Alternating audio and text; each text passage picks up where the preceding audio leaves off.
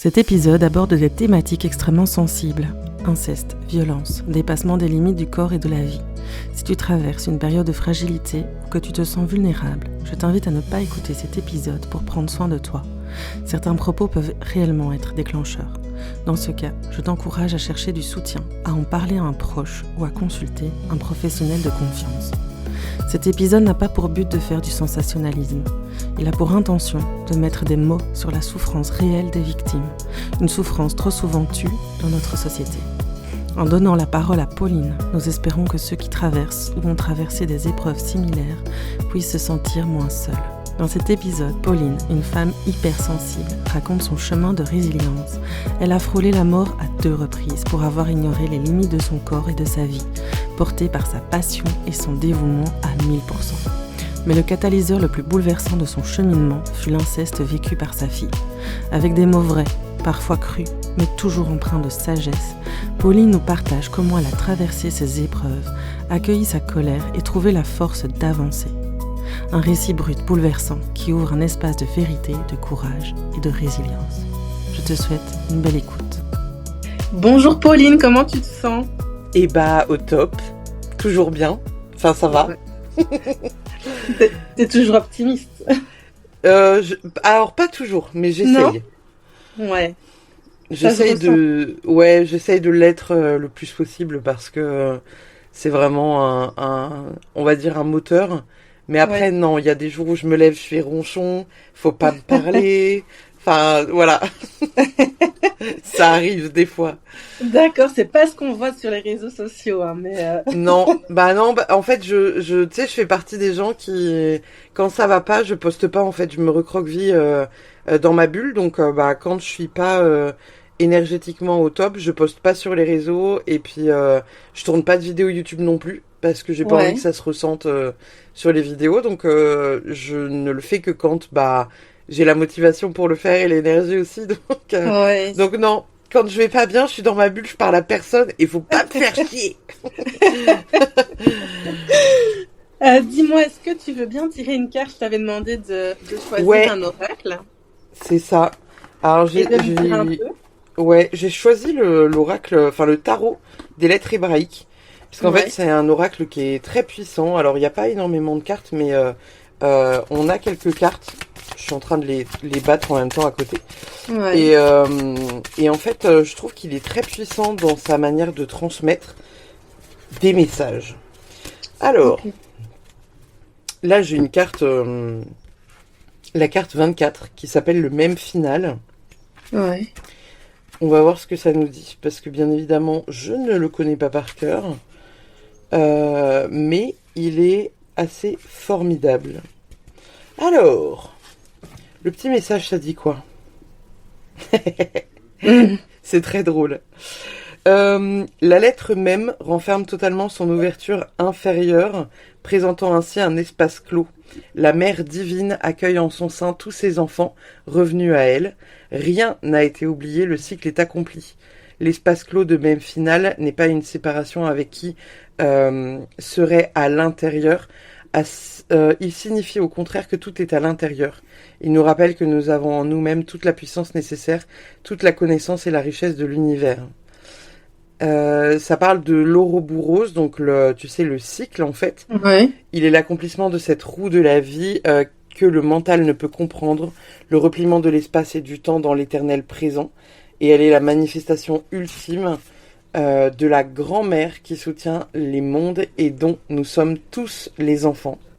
Donc en fait, cette carte, elle me parle d'un cycle qui... Alors c'est assez drôle parce que je suis en train de te lire en même temps que je te parle, mais la fin de la carte, en fait, me dit que je suis en fait à la fin d'un cycle et que y a un renouveau qui est en train d'arriver. Donc ça me parle bien par rapport à ce qui se passe dans ma vie, etc., etc.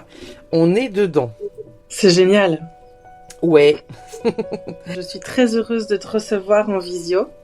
Et en visio parce que tu vis avec ta fille, ton amoureux et ton chien près de l'océan dans le Finistère.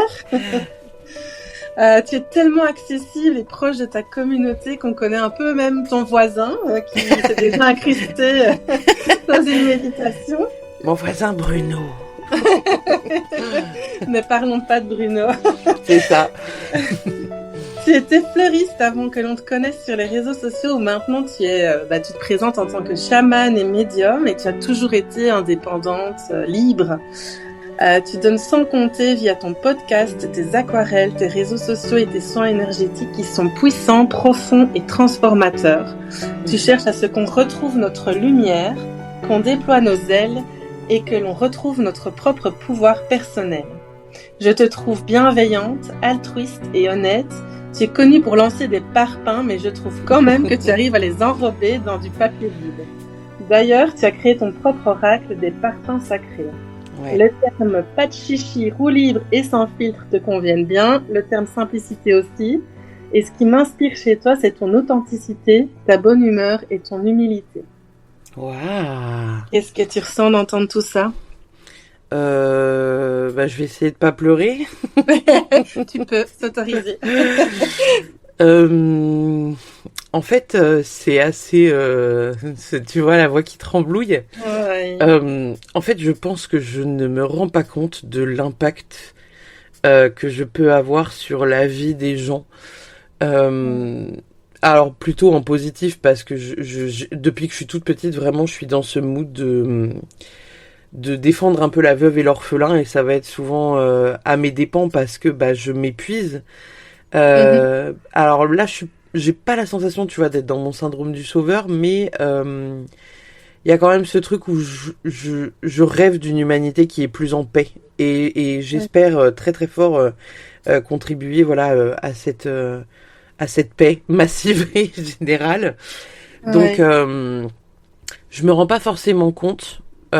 Pourtant on me le dit souvent, mais là, d'être posé et de l'entendre, c'est différent que de le lire, genre, tu sais, sur mes MP sur Instagram. Parce que, déjà, il est dit de vive voix. Donc, c'est différent. Et donc, je trouve que l'impact n'est pas le même. Ouais. Et ça fait toujours plaisir et c'est gratifiant. Donc, non, c'est cool. Et est-ce que tu as envie de te présenter davantage, de dire d'autres choses de toi ? Pas forcément, parce que je trouve que tu l'as bien fait. Mm-hmm. Après, alors, j'ai énormément de mal à poser l'étiquette de chaman sur moi. Ouais. Même si, tu vois, mon nom sur Instagram, c'est Shamanic Whale, et j'ai vachement de mal à dire que je suis chamane, même si j'ai été reconnue. Hein, j'ai été reconnue par d'autres chamans, par tout un tas de gens et tout un tas de trucs. Ouais. Même mes guides me l'ont dit à plusieurs reprises, et c'est toujours, tu sais, des trucs où ton cerveau se dit non mais là peut-être moi qui déconne. Donc c'est des trucs, tu sais, où il y a toujours non pas que j'ai pas confiance, tu vois, en ce truc-là, mais c'est une étiquette que j'ai du mal à poser sur moi, même si genre même ma fille, par exemple, tu vois, quand on va à un endroit et que la personne me demande qu'est-ce qu'elle fait dans la vie, il y a ma fille qui me coupe l'herbe sous le pied, tu vois, et moi j'ai envie de me dire je suis thérapeute en mémoire cellulaire, et ma fille dit non, elle est chamane.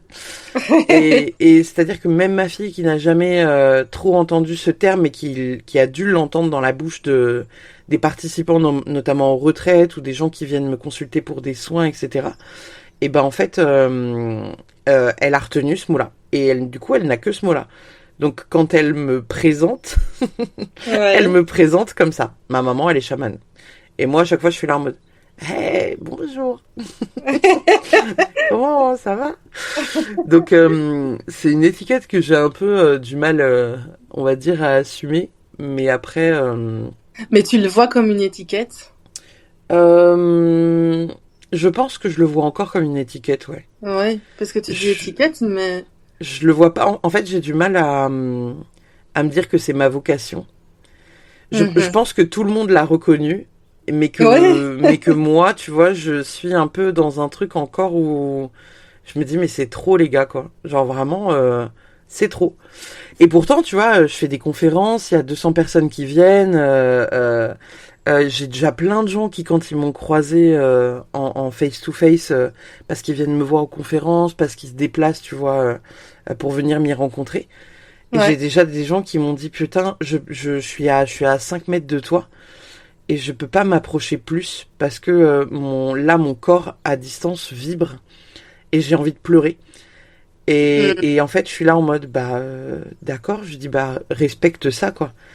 Et en fait, j'ai déjà du coup des personnes qui ne me connaissaient pas et qui se sont approchées de moi et qui m'ont dit oh, c'est hyper bizarre quand je m'approche de toi, j'ai le corps qui vibre et tout. Et donc moi je suis là en mode ok, je sais pas trop ce qui se passe dans ton corps, mais j'entends, je comprends. Donc si ça te fait mal, reste à distance. Et souvent les personnes me disent non, au contraire, j'aurais presque envie de me jeter dans tes bras et de pleurer toutes les larmes de mon corps. Et moi je suis là en mode d'accord. Écoutez, c'est pas que je suis pas tactile, mais on ne se connaît pas.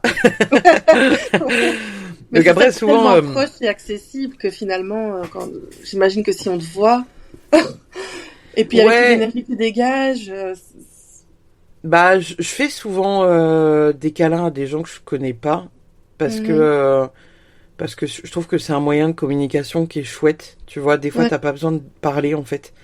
Je suis déjà tombée sur des personnes qui viennent me voir à ma conférence, qui me demandent juste un message, et où en fait tu vois, ils sont au 10e rang, mais tu vois que ils ont les larmes qui commencent à couler et tout, et en fait quand tu leur dis écoutez, on prendra le temps après la conférence parce que je veux savoir en fait comment vous allez. Parce que j'ai déjà des gens, tu sais, qui ont quitté ma conférence parce qu'ils étaient en larmes. Et en fait, ils pouvaient pas rester, ils avaient besoin de se retrouver seuls. Tellement le message était poignant. Et je prends toujours le temps, en fait, d'aller voir ces personnes-là après la conférence pour savoir si tout va bien, si tout est OK, et s'ils ont besoin d'un câlin. Et je sais pas. Je t'avouerai qu'encore une fois, j'ai ce truc de me dire, OK. Et en fait, je me trouve pas exceptionnelle, je me trouve pas extraordinaire. Et je dis ça, tu vois, totalement de manière humble. Hein, je suis comme tout le monde en fait, mais et j'ai très très peur de ça aussi. J'ai très très peur d'être placée sur un piédestal, tu sais, en tant que sauveuse. C'est déjà arrivé avec une cliente qui m'a envoyé un message qui habite pas très loin de chez moi et où elle m'a dit ouais, mais tu te rends pas compte, moi si on se voit pas, je me fous en l'air. Et je lui ai dit, mais en fait, et c'est là en fait que je vois que moi j'ai aussi évolué, c'est qu'il y a 10 ans, j'y serais allée en me disant, non, quand même, la personne, tu vois, elle me menace quand même d'un truc grave. Et là, je lui ai dit, juste pour te faire prendre conscience de ça, est-ce que tu te rends compte des mots que tu es en train d'utiliser et indirectement la manipulation que tu es en train d'enclencher pour que je prenne du temps sur mon temps perso pour venir t'aider. Et je lui ai dit, en fait, le temps aujourd'hui, moi, c'est ce que j'ai de plus précieux. Et je lui ai dit, donc je peux pas faire ça. Je lui ai dit, parce que là, tu me demandes de prendre 4 heures de mon temps, pendant lesquelles tu vas me parler juste de tes problèmes, pour que j'espère, que je trouve une solution, et que tu espères que je trouve une solution, parce que toi, tu vas pas bien. Et je lui ai dit, en fait, je dis ça, là, tu vois, je lui ai dit, c'est pas possible. Et du coup, c'est de ça aussi dont j'ai extrêmement peur, et il y a plein de gens qui m'ont dit ouais mais c'est pour ça que t'arrives à garder les pieds sur terre et à rester humble et tout ça et c'est peut-être hein, mais voilà j'aide les gens, je me trouve pas exceptionnelle dans ce que je fais ni dans qui je suis, mais je le fais avec amour et je le fais avec amour parce que j'aurais peut-être aimé qu'on fasse la même chose pour moi il y a des années quoi. Ouais. Tu penses que c'est une réparation? Ouais.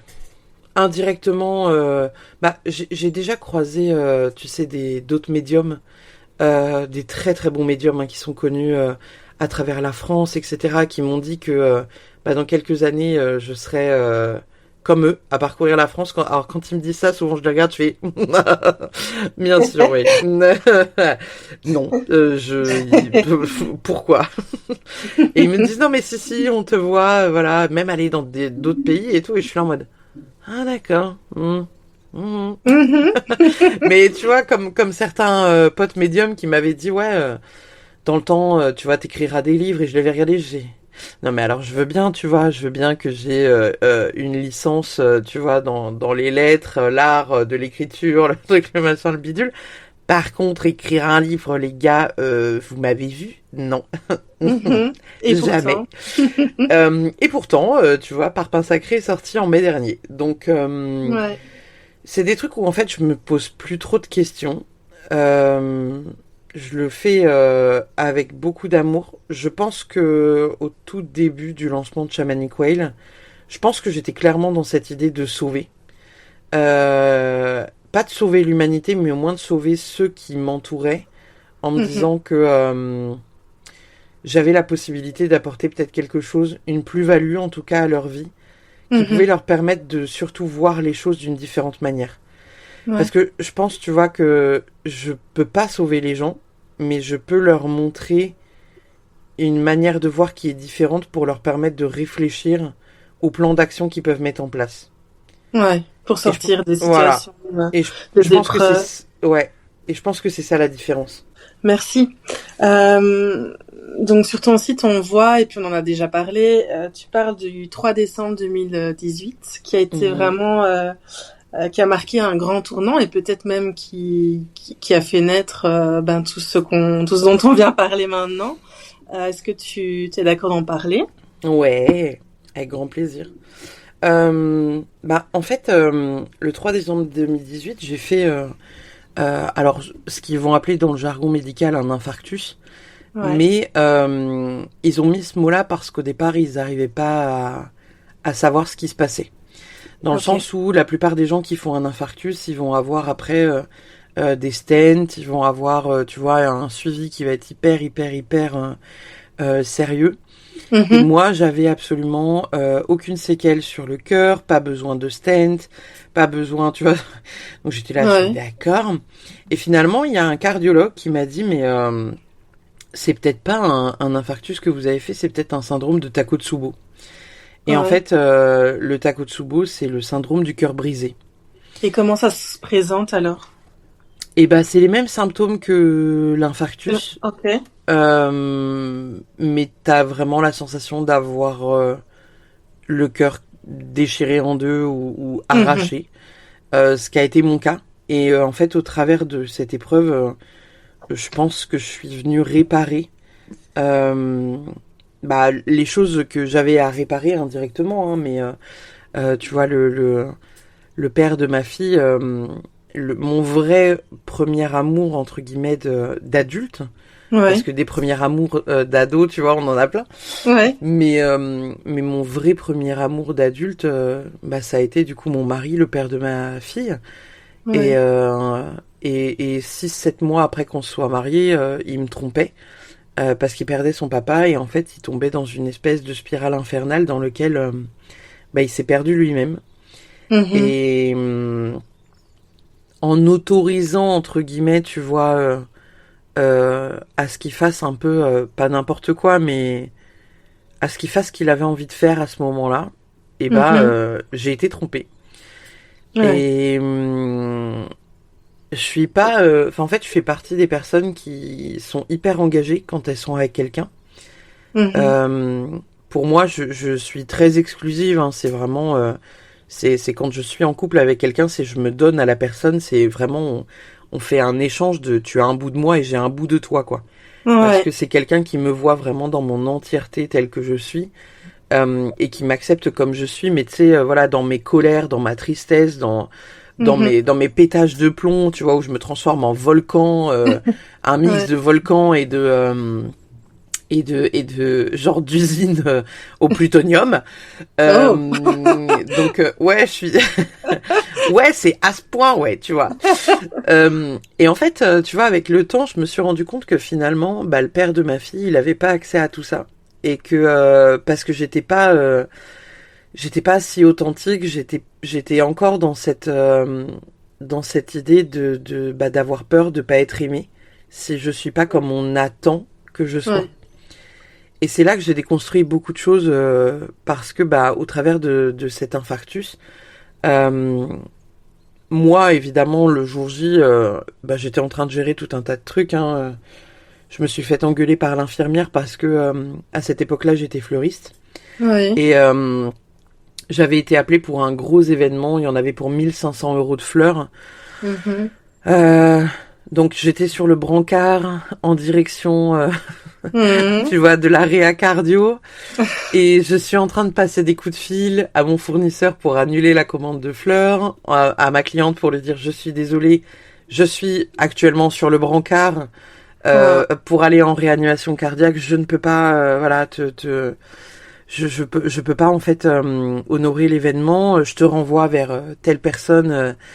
Tu vois, qui saura très bien faire. Ouais, t'as suivi jusqu'au bout, quoi. T'étais stressée. Ouais. Et là, je me souviens de l'infirmière qui m'a regardée, elle me fait, non mais là, madame, va falloir poser votre téléphone là, c'est pas possible. Et je lui ai dit, c'est vous qui allez perdre 1500 € et des fleurs qui vont rester devant le parvis de votre boutique? Non. Donc je prends ce coup de fil. Et elle m'a regardée en me disant, oh là, oh là. Donc, entre-temps, tu vois, cet événement-là, en tout cas, me fait déconstruire beaucoup ce truc-là. Et je suis encore un peu comme ça. Tu vois, j'ai encore ce truc c'est pas contrôlant, mais quand je suis engagée dans quelque chose, j'ai beaucoup de mal à dire, bah non, finalement, je viens pas. Et surtout quand ça engage comme ça des finances pour des gens, parce que pour moi, c'est honoré indirectement. Genre, même par exemple, tu vois, j'ai une abonnée qui arrive par YouTube qui m'a envoyé un long mail, tu vois, pour me parler un peu de sa vie, etc. Pour moi, c'est la moindre des choses, en fait, de lui répondre. Elle a pris le temps, tu vois, de me parler de ce qui allait pas, de ses tracas, de ses traumas, tu vois, de sa traversée un peu des ombres. Et pour moi, c'est juste honorer ce qu'elle est en venant répondre, tu vois, à son message. Alors évidemment, je pense que mes guides, quand je dis ça, ils se foutent un peu la main devant les yeux, c'est en mode elle va nous faire chier encore longtemps parce qu'elle répond à des horaires de con au lieu de dormir. Et c'est vrai, hein, parce que j'ai tendance, voilà, à pas faire ça sur un temps, on va dire, sur un temps donné et et sur un temps, voilà, qui a un temps pour répondre. C'est-à-dire que des fois, bah voilà, j'ai des clients qui vont recevoir des messages, il va être minuit, 1h du matin. Mais tu vas au-delà de tes limites alors ou... Ouais, constamment. C'est hyper dur pour moi. En fait, les seules fois où j'arrive à ne pas les franchir, c'est quand j'arrive à me tenir au fait de couper mon téléphone à 21h. Même je pourrais techniquement le couper à 20h, mais tu sais, le mettre en mode avion ou juste bloquer l'application d'Instagram. Ouais. Pour vraiment me mettre un coup de pied au cul et me dire, bah non, en fait là, tu vois, c'est ton moment avec ta famille, tu veux regarder un film, tu veux lire un livre, tu veux passer du temps sur ton jeu vidéo, machin, bah en fait c'est du temps pour toi, c'est du temps de où tu décompresses. Ouais. Et je pense que je ne me rends même plus compte parfois, tu sais, du à quel point je consulte mon téléphone. Parce que même quand je bloque mon application, j'ai ce réflexe, tu sais, de regarder. Ah, est-ce que j'ai reçu une notification? Et puis tu vois que t'es bloqué. La meuf est folle. Donc ça, c'est quelque chose que j'essaye d'apprendre, mais qui est encore difficile pour moi. J'aurais bien envie de demander à ma commu, s'il vous plaît les gars, respectez-moi pour que je n'ai pas à poser mes limites plus. Ne m'envoyez plus de messages à partir de 21h. Mais voilà, c'est aussi les temps où les gens vont react aux stories parce qu'ils sont posés dans le lit, ou ils vont envoyer un message parce que voilà, ils ont une pensée pour toi parce qu'ils ont écouté ton dernier podcast avant d'aller se pioter ou des trucs comme ça. C'est ça, il n'y a pas de temporalité vraiment. Voilà. Et en fait, je pars toujours du principe que voilà, en fait, pour moi, tu peux envoyer un message à n'importe quelle heure, surtout que mon téléphone est constamment silencieux. Je n'ai pas de notification, et heureusement. Pourtant, parce que tu réagis très vite. Ouais, je réagis très vite. En fait, mon tel a, je pense comme beaucoup de téléphones aujourd'hui, tu sais, cette petite lumière qui te dit coucou, il y a une notification. Et par conséquent, tu peux pas la voir, mais quand même. Voilà. Par conséquent, dès qu'il y a une notification, je check mon téléphone. Et j'ai un peu le téléphone griffé à la main et je me fais des fois engueuler par mon chéri qui me regarde en me disant « On est à table. Pose ton téléphone. Vraiment, je t'assure, personne ne va mourir là dans l'heure. C'est pas grave si tu réponds à la personne dans 1 heure. » Et il a raison. Mais j'ai vraiment du mal. Tu ressens une forme d'urgence ? Pas forcément une sorte d'urgence, mais je ressens une forme de culpabilité à pas forcément répondre de suite, ouais. Ok. Tu vois ? Genre, là, par exemple, tu vois, hier matin, je répondais aux questions flash, et puis en fait, j'ai fait... je suis partie dans toute autre chose hier matin, et j'ai fait « Oh, mais putain, mais t'as tes questions flash, faut y répondre ?» Et du coup, j'ai répondu en début d'après-midi. Et j'ai une cliente qui m'a envoyé un message, elle me fait « Tout va bien de ton côté, il t'est rien arrivé ?» Parce que elle sait que je suis hyper ponctuelle, en fait, et c'est juste que, je sors de vacances, je suis pas encore rentrée, tu vois, dans le mood boulot, et donc du coup, je suis un peu en mode alors, c'est vrai. Donc je réponds avec 4 heures de retard, quoi. Et 4 heures de retard, ça va. Ouais, mais c'est pas ton timing. T'as quand même une cliente qui m'a envoyé un message pour me dire tout va bien. T'es vivante. Je n'ai pas eu la réponse à ma question flash, c'est normal, parce que... Et donc, mais elle s'est d'abord inquiétée de ma santé avant, quoi, tu vois. Ouais. Donc après, c'est des trucs où, ouais, j'essaye vraiment de... Mais c'est dur, hein. Vraiment, je t'avoue, c'est dur. Hein. C'est hyper dur pour moi. J'ai pas la sensation d'avoir peur, tu vois, d'être oubliée ou mise de côté ou de pas être aimée si je réponds pas. Ouais. Mais en fait, pour moi, je me dis, encore une fois, j'ai beaucoup cette notion, tu vois, de respect. En mode, encore une fois, voilà, la personne prend le temps de m'envoyer quelque chose. Et j'ai envie de prendre le temps de répondre. Et pas répondre, tu vois, 5 heures après ou 12 heures après. Au travers... en plus, tu vois, c'est bête, hein, mais au travers de mon infarctus, j'ai vu à quel point, genre, j'étais un bourreau de travail. Oui. Et à quel point il fallait que je me calme. Bon. Ouais. Est-ce que la meuf s'est calmée entre-temps ? Un tout petit peu. Message. Mais pas suffisamment. Donc c'est un peu là le problème. C'est que il y a cette énergie finalement de... En fait, je kiffe mon travail. J'adore ce que je fais. Je suis passionnée par ce que je fais. Ouais. Tout ce que j'ai fait tout au long de ma vie, tu vois, comme tu l'as dit dans la description de moi-même. En fait, je suis entrepreneur depuis que j'ai 18 ans, donc j'ai jamais travaillé pour personne. Je travaille que pour moi depuis toujours. Ouais. Et j'ai ce truc où j'ai tellement un respect de l'humain et où en fait, à partir du moment où tu indirectement me respectes et m'honores, et je te respecte et je t'honore. Il y a une forme de culpabilité quand je réponds pas, on va dire assez vite. J'ai du mal à décrocher, même quand je suis en vacances, j'ai du mal à décrocher et à pas... à pas publier sur YouTube ou tu vois, même là pendant mes vacances, je me suis dit flemme les énergies de la semaine là. Et en fait, je vois que voilà, il y a toujours du monde et ils attendent un peu ça, tu vois, en se disant, c'est un peu, tu sais, le rendez-vous du dimanche soir et en fait, je me dis, indirectement, tu vois, même si ça te met une forme de pression, parce que tu dis putain, si je les oublie, indirectement, ça va décevoir des gens. Mais il y a quand même ce truc de vouloir partager. Et que c'est un peu la retrouvaille, tu vois, du dimanche soir. Donc, c'est pour ça que j'ai autant de mal, en fait, à poser mes limites. Mais il faut vraiment que je le fasse.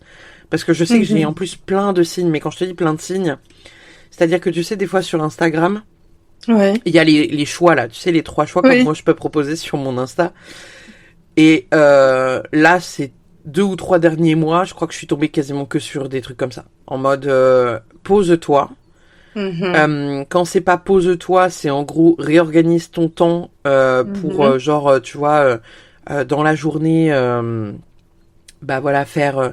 tu tournes une vidéo YouTube le matin, et puis l'après-midi, tu fais rien.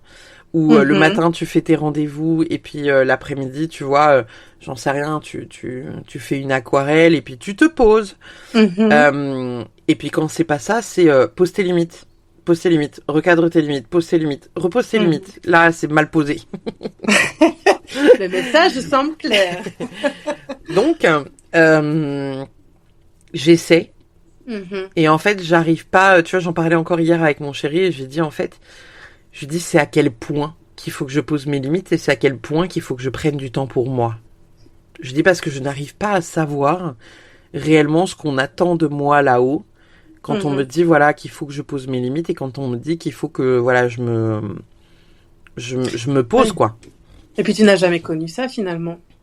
Non. Tu sais pas où sont tes limites ou tu les connais. Je pense que je connais les limites de mon corps parce que j'ai vraiment un truc avec l'énergie de l'autre où je peux vite me sentir agressée, surtout quand il y a du monde autour de moi. Ça m'est déjà arrivé, par exemple, là, tu vois, bah, comme t'habites, tu vois, en bord de mer, t'as la saison touristique, donc il y a énormément de gens. Et là, tu vois, il y a pas plus tard qu'il y a, allez, 3 semaines. Je dis à mon chéri, il y a énormément de monde. Je lui dis, toi, tu vas chercher tel truc au bout du magasin. Nous, avec la pépette, on va chercher un autre truc et on se retrouve à la caisse, quoi. Et en fait, mon chéri regarde les caisses, il voit personne et puis il nous voit toutes les deux en PLS, vraiment au rayon fruits et légumes. Et en fait, on était toutes les deux en plein milieu de l'allée et il s'approche de moi, il voit que j'ai les larmes aux yeux et il me dit, ça va pas. Et je lui dis, et il me dit, oula, il me dit, ok, tu sors, je ramasse les courses, je gère, on se retrouve à la voiture. Et en fait, il le sait, parce qu'il sait que, voilà, en fait, je suis débordée par l'énergie humaine autour de moi. Et ça fait un peu comme un réflexe, tu sais, autistique, en fait, hein, donc, peut-être que j'ai un spectre autistique, mais, je me sens agressée par le bruit, du coup, qui me fait mal au corps. Je me sens agressée par la foule, je me sens agressée par l'énergie qui m'entoure. Et en fait, je suis tu sais, genre erreur 404 en plein milieu du rayon, quoi. Bug. Et vraiment, mon cerveau s'arrête, quoi. Et je suis là en mode, putain, qu'est-ce que je faisais? Qu'est-ce que j'avais prévu de faire? Et ça m'arrive pas souvent, mais quand ça m'arrive, c'est vraiment, je ne suis plus capable de faire quoi que ce soit. Et je pense que ma fille a quelque chose de similaire parce que quand ça m'est arrivé ça à moi, elle avait les mains sur les oreilles, tu sais, en mode, oh, il faut qu'on sorte maman. Et moi, j'avais les oreilles qui sifflaient, tu sais, en mode encéphalogramme plat. Je ne peux plus réfléchir. Et mon chéri a de suite capté et il m'a dit, ok, je te file les clés, va à la voiture, on se retrouve à la voiture. Emmène Poupette avec toi et mettez-vous toutes les deux dans la bagnole. Et en fait, pour ça, tu vois, je me rends compte que déjà, bah, mon chéri d'aujourd'hui, et tu vois, le père de ma fille, il y a déjà c'est plus un fossé, mais c'est un canyon sur juste la bienveillance et l'amour qui est déployé. Et je pense qu'en fait, tu vois, c'est tout ça qui est mélangé. Indirectement, tu vois, pour en revenir à l'infarctus, c'est tout ça que j'ai vécu durant mon infarctus. Ce truc il faut savoir poser tes limites. Dès que ton corps est pas ok, bah en fait, sors. Mais qu'importe quand, en fait, tu vois, genre, même des fois, moi, ça m'est arrivé pendant des conférences où je rentre dans cet état de panique, mais comme bah t'as 200 personnes, t'es pas là en mode attendez 2 secondes, hein, je prends 5 minutes, je vais souffler et je reviens. Mais et t'as presque, tu sais, ce truc où je dirais pas que je dissocie, parce que j'ai pas l'impression d'en être là non plus. Et avant ça, j'ai vu que tu avais eu aussi un accident de voiture assez grave. Ouais. À 3 mois, à 3 mois de grossesse. Et c'était aussi en lien avec... Est-ce que tu l'interprètes aussi comme un message pour te dire attention, tes limites ou autre chose? Ouais, clairement. Clairement parce qu'en fait les deux ont suivi bah en fait mon accident de voiture je l'ai eu le genre 26 janvier ou 28 janvier tu vois 2017. Ma fille est née en août 2017. D'accord. Donc j'étais enceinte tu vois de 3-4 mois et je courais partout. Faut savoir que je ne me suis absolument pas posée pendant ma grossesse. C'est-à-dire que 3 jours avant d'accoucher, j'étais grimpée en haut d'une échelle à 3 heures de route de chez moi et donc de la maternité la plus proche. en train d'accrocher des trucs au plafond, quoi. D'accord, pour ton boulot. Pour mon boulot. Et un jour après, je rentrais à la mater pour un déclenchement. 57 heures plus tard, j'accouchais. J'ai eu à peu près envie de dégorger toute la mater tout entière. Ça s'est mal passé. Ouais, ça a été très long. J'ai eu 57 heures de travail. J'ai eu le droit à un ballonné, le propès, 2 péridurales parce qu'ils se sont plantés. Le tout pour que ça finisse en césarienne. Ouf, ouais. J'ai perdu genre quasiment 3 litres de sang. Donc j'étais anémiée. Enfin, le truc, et tu sors de là. Et en fait, j'ai repris le travail 3 semaines après. Ah oui. Donc aussi, tu dépasses aussi cette limite. Ouais. Donc en fait, tu vois, c'est encore ce truc du. En fait, je pense que tant que ça me passionne, j'arrive pas à ressentir la fatigue. Et ça, c'est terrible. Genre vraiment, il y a des fois où, genre par exemple, je vais être dans mon lit à, je sais pas, 23h minuit, et je suis là, je tourne en rond, et je me dis purée. Et le sommeil vient pas, bah je me relève et je bosse. Tu vois, je travaille sur des projets. Et là, la dernière fois, là, tu vois, bah cet été, je me suis laissé embarquer par un projet. Et comme mon bureau est dans notre chambre, bah du coup, il y a mon chéri qui ouvre un œil, tu vois, à 4h du matin en se disant, c'est quoi cette lumière divine là qui m'éblouit.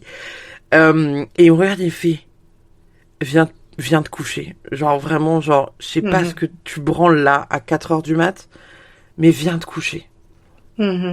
Et moi, je suis là en mode, non, mais attends, parce que je suis en train de finir. Et en fait, bah non, tu vois, tu peux finir demain, c'est pas grave. Et il y a des trucs comme ça où, en fait, tant que je suis pas à l'épuisement, bah j'ai tendance à forcer.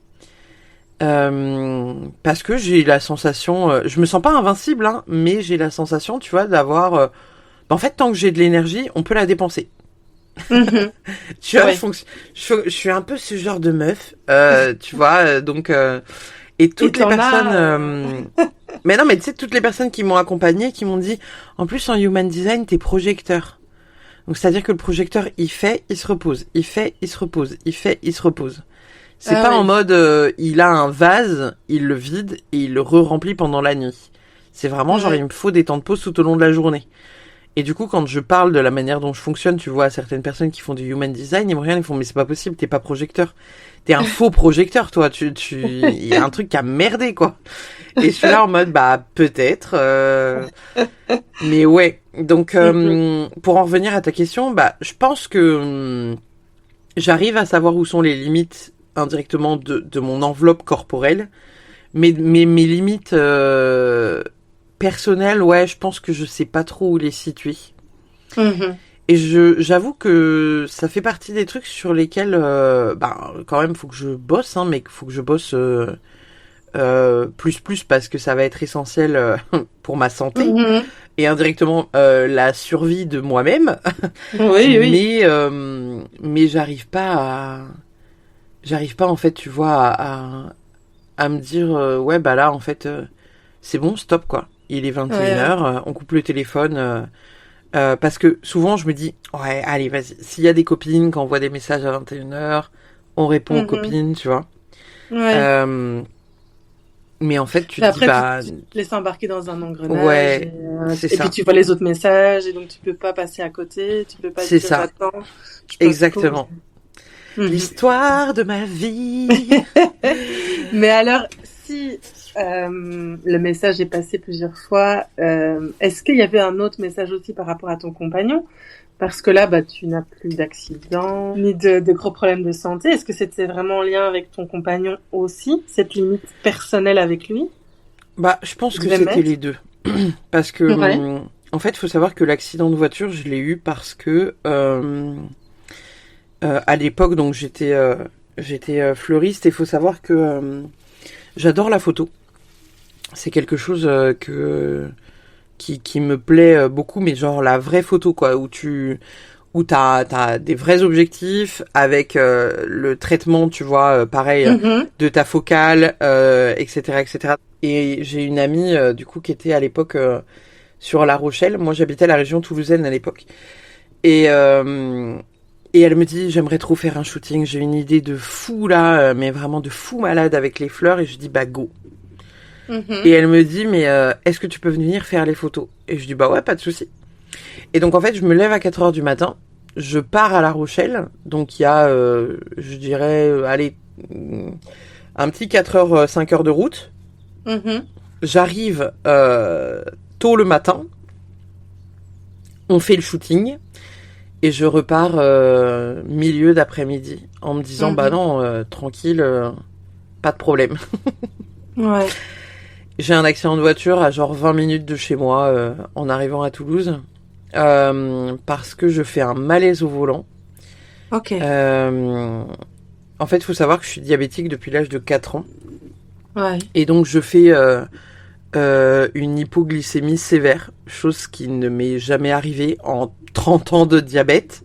Et je fais une hypoglycémie sévère, donc je me retrouve... en fait, il faut savoir que la plupart des gens donc, qui ne sont pas diabétiques, ils ont une glycémie qui va se situer entre 0,90 et 1,10, 1,20. Donc ça, c'est le taux de sucre que les gens normaux ont dans le sang. Ouais. Et donc, c'est la normalité. Et en fait, il faut savoir que donc un diabétique, il peut avoir moins de sucre dans le sang, qui fait que des fois, on descend donc en glycémie. Et donc, quand on est à ce stade du malaise hypoglycémique, on est souvent aux alentours, en tout cas pour ma part, des 0,18. J'ai fait un coma au volant. Et en fait, comme je te dis, ça fait des années que je suis diabétique, parce que je suis diabétique depuis l'âge de 3 ans. J'ai ce truc de, tu le sens dans ton corps. Tu sens que ça commence à partir en couille. Et j'ai toujours, en fait, tout du sucre, tu vois, dans mes sacs, sac à main, sac de voyage, machin. Il y a toujours du sucre, ou toujours des bonbons, ou toujours des barres de céréales. Ouais. Et puis en fait, là, je mange en même temps que je conduis. Et puis blackout. Je me souviens plus de rien. Je réouvre les yeux, je suis à 170 sur l'autoroute. Waouh. Et donc là, forcément, tu vois, tu lèves le pied et en fait, en voulant sortir de l'autoroute, en me disant, ok, reprends tes esprits, qu'est-ce qui est arrivé, qu'est-ce qui s'est passé, et en fait, c'est en sortant, il y a une plaque de verglas dans un virage et mes roues patinent dessus. Et en fait, je pars en tête à queue, je tombe dans un... Alors, c'est pas vraiment un ravin, mais il y a quand même un bon dénivelé d'1,50 m. Ouais. Et en fait, je tape dans un arbre et je rebondis contre un autre arbre. Et donc là, la voiture est pliée. Ouais. Et encore, tu vois, à ce moment-là... Je trouve le moyen... En fait, je pense que ce podcast me fait conscientiser tout un tas de trucs où je me dis, mais en fait, meuf, t'es folle. Mais non, mais en fait, tu vois, on est en train de parler de ça et je pense que, tu vois, j'ai vraiment du mal à me dire que j'ai réellement fait ça. Et là, maintenant, quand je m'écoute moi-même, et je pense que je vais réécouter ce podcast quand il sortira, et je vais encore plus me dire, meuf, t'es folle. Vraiment, t'as un problème. Calme-toi. Parce que... Genre, quand j'ai eu cet accident de voiture, je me souviens, tu vois, avoir fermé les yeux quand j'ai vu la voiture commencer à basculer dans le ravin. Donc, elle descend d'1,50 m, tu vois, et j'étais à haute vitesse, hein. Et en fait, tu vois, en faisant, j'ai fait des gauches-droites sur la route, bam, on descend le ravin, je tape contre un arbre, je tape contre un autre arbre. Et là, je suis à l'arrêt, et je réouvre les yeux. Le premier truc que je fais, c'est d'appeler mon mari. Donc le père de ma fille. Et je lui dis, écoute, je suis à 20 minutes de la maison, je viens d'avoir un accident de voiture, je vais appeler les pompiers. Donc je préviens mon mari avant d'appeler les pompiers. J'appelle les pompiers, je leur dis, j'ai eu un accident de voiture, sur telle aire d'autoroute. Ils mettent 40 minutes à arriver. 40 minutes alors que t'es enceinte et que t'as eu et que t'es diabétique. Ouais, parce qu'en fait, ils trouvent pas. Ils arrivent pas à trouver. Et je leur dis, je revenais de La Rochelle, machin, je suis vers Toulouse. D'ailleurs, s'il y en a qui écoutent ce podcast et qui passent par là, j'ai eu mon accident sur l'aire de la forêt de Montec. Et en fait, maintenant, j'ai vu que dans le virage, ils avaient mis une glissière. Donc, ce qui est vachement bien. C'est mieux. C'est mieux. Vachement mieux. Et en fait, tu vois, même quand j'ai cet accident, bah, du coup, j'appelle donc les pompiers. Les pompiers me disent, OK, est-ce que vous pouvez bouger les jambes, machin? Et je leur dis, oui, je peux bouger les jambes. Ils me disent, surtout, ne bougez pas. On arrive. Et je me souviens encore que je dis, tu vois, aux pompiers, alors mon gars, je t'explique. Il y a de la fumée partout dans le véhicule parce que il y a un espèce de talc dans les airbags. Ouais. Et je lui dis, je ne supporte pas l'odeur qu'il y a là dans la voiture. Et je lui dis, les warnings vont me rendre folle si je ne sors pas du véhicule.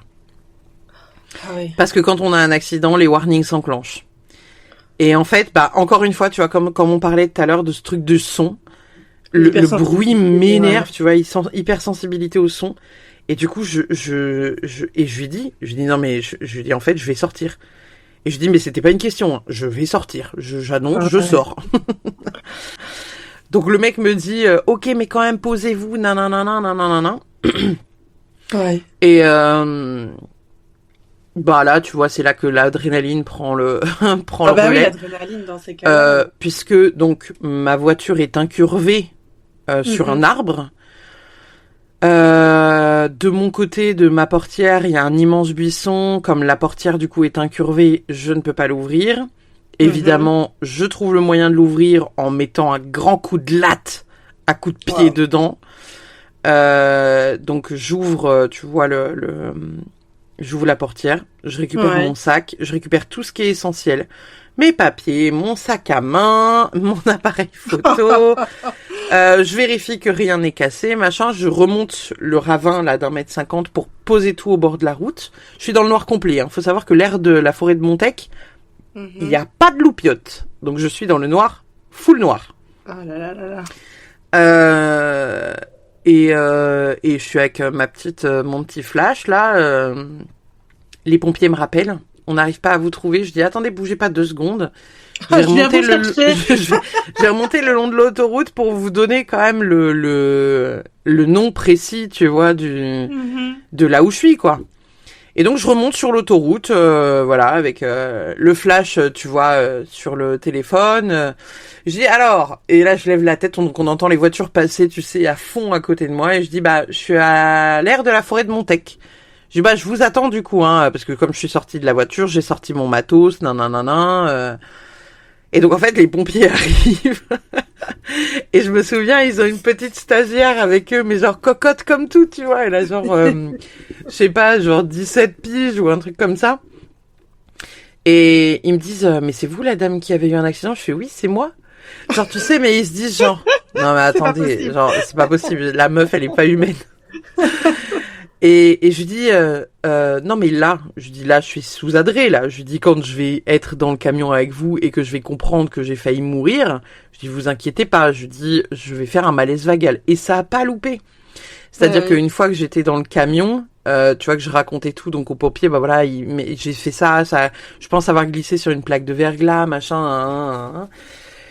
Bah du coup les pompiers te regardent et te disent waouh, vous avez défoncé la porte à coups de latte. D'accord, waouh. La meuf n'est pas humaine. Et en fait, je leur ai dit non mais vous inquiétez pas, et ça a pas loupé. D'un coup d'un seul, bam, je deviens toute blanche, mes constantes, tu vois, descendent, et je dis bah voilà, je dis ça loupe pas, malaise vagal. Et alors le truc qui était chiant, c'est que j'avais tapé dans une fourmilière donc j'avais des fourmis partout, dans les cheveux, sur le corps. Enfin, laisse tomber le bordel, quoi. Et en fait, bah tu vois, pareil, en rentrant, de suite t'as des ecchymoses. J'avais tout le bas-ventre qui était noir. Ma ceinture avait switché, tu sais, sur le côté de mon sein droit, donc j'avais tout le sein qui était noir, tout le ventre qui était noir, j'avais la ceinture, tu vois, qui s'était bloquée dans mon cou, donc j'avais une immense trace, tu vois, des ecchymoses qui font toute la taille de la ceinture dans le cou. Et en fait, comme ma voiture s'est incurvée, donc en fait c'était c'était plus une 5 places, c'était une 2 places sur la longueur. Donc j'avais gagné de la hauteur sous plafond, mais voilà, elle était longiligne. Et en fait, le fauteuil passager était dans le coffre. Le coffre, il était un peu de traviole. Et je me souviens que les pompiers étaient hyper inquiets parce que à l'époque, j'avais le panier et la gamelle de ma chienne dans le... Ah, ils ont cru que le chien était dedans. Ouais.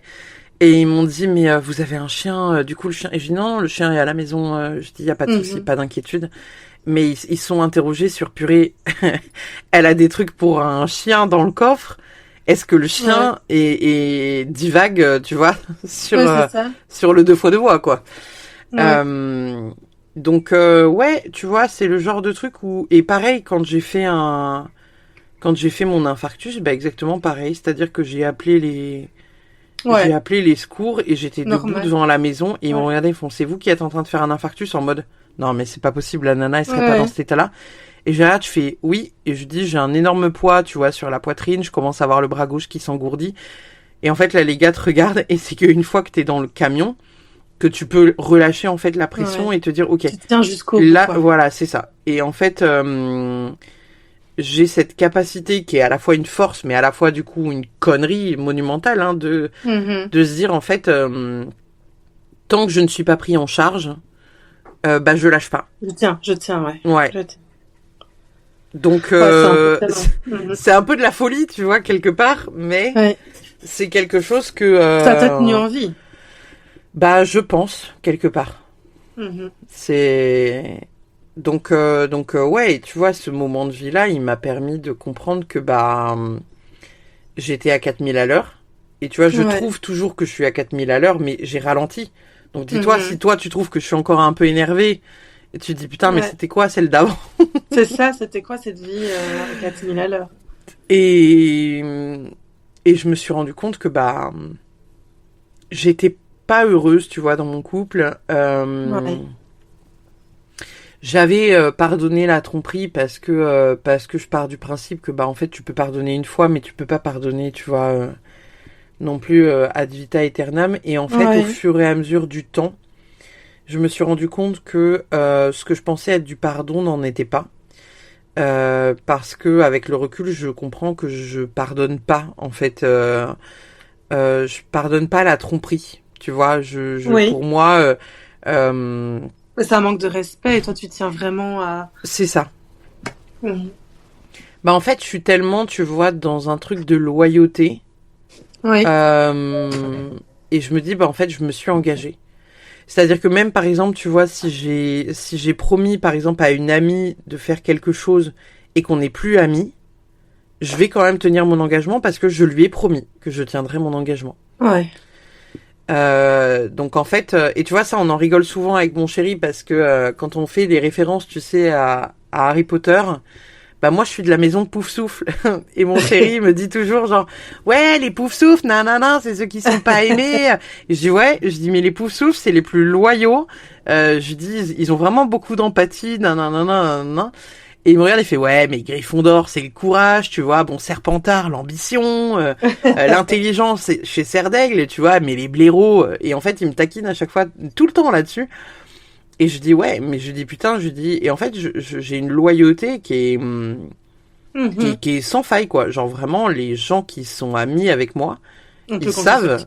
Ouais et puis une fois j'ai une amie voilà qui était pas bien. Elle a eu des pensées un peu dark durant la nuit et en fait elle habite à 1000 km de chez moi et je lui ai envoyé un message en mode t'as besoin que je vienne. J'étais prête à prendre ma bagnole, tu vois, à aller la voir en disant voilà, elle a besoin de moi, j'y vais en fait. Donc évidemment je suis pas prête à faire ça pour tout le monde parce que j'ai en plus j'ai une manière de voir mon cercle amical qui est très particulière. Mais ça fait partie des trucs, tu vois, où, bah voilà, en fait, je suis engagée comme meuf, quoi. Et je me suis rendu compte à ce moment-là que, bah, entre le boulot que j'avais qui me passionnait, mais qui me fatiguait, mon compagnon, où tu te dis, bon, il est mignon, mais, tu vois, il y avait beaucoup de reproches parce que, bah, lui, il était hyper maniaque et moi, je suis un peu plus bordélique. Tu vois, où des fois en fait j'avais pas le temps de respirer, que ma tasse de thé avait disparu de la table. Mais en gros, sous prétexte que j'étais pas devant ma tasse ou que je ne la portais pas à la main. Genre en mode, tu sais, tu bois un thé, tu fais une pause pipi, tu reviens, la tasse avait disparu, quoi. Ouais. Et je le regardais en mode, ouais, mais en fait, j'étais en train de boire mon thé. Ah ouais, non, mais c'est pas grave, du coup, tu vas pouvoir t'en servir un parce que la tasse, elle est déjà vidée, nettoyée, sur le sèche, quoi. Et j'étais là, ouais, mais respire. Vraiment tranquille, quoi. Et c'est des trucs où j'essaye de prendre plus le temps. J'espère vraiment dans le temps réussir à être plus au ralenti. Mais aujourd'hui, tu vois, quand on me demande de ralentir ou qu'on me demande de prendre du temps pour moi, j'arrive pas à comprendre ce qu'on attend de moi indirectement. Parce que j'ai la sensation de prendre suffisamment aujourd'hui, tu vois, de temps pour moi et d'être suffisamment dans le ralentissement. Mais visiblement, ce n'est pas le cas. Donc, il y a encore un peu de réflexion. Voilà. Ouais. Donc j'y travaille. Et donc t'as quitté ton compagnon, enfin ton mari. Ouais. Et puis t'as appris quelques années plus tard des choses assez difficiles sur ta fille. Ouais. En lien avec lui. Ouais. Comment ça s'est passé? Ah, ça a été le deuxième cataclysme de ma vie, en fait. Alors, faut savoir qu'on s'est mariés donc en 2017. En 2015, j'ai eu ma fille en 2017. Et on s'est séparés en 2019. Et ça a toujours été un peu compliqué parce qu'on n'a jamais eu on va dire une approche d'éducation qui était la même. Lui, il voulait un truc qui était hyper strict et moi, j'étais pas sur du Montessori, mais j'étais vraiment sur le laisser l'enfant apprendre par lui-même. La laisser faire ses propres expériences, la laisser comprendre aussi que chaque décision qu'elle prend a un impact sur son environnement et sur elle-même. Et donc, voilà, la laisser expérimenter et pas la contenir, en fait, dans tout ce qu'elle fait. Ouais. Et on s'entendait pas sur ce mode d'éducation qui était hyper complexe. Et puis, au fur et à mesure du temps, ça s'est complexifié parce que la petite ne voulait plus aller chez son père en garde alternée.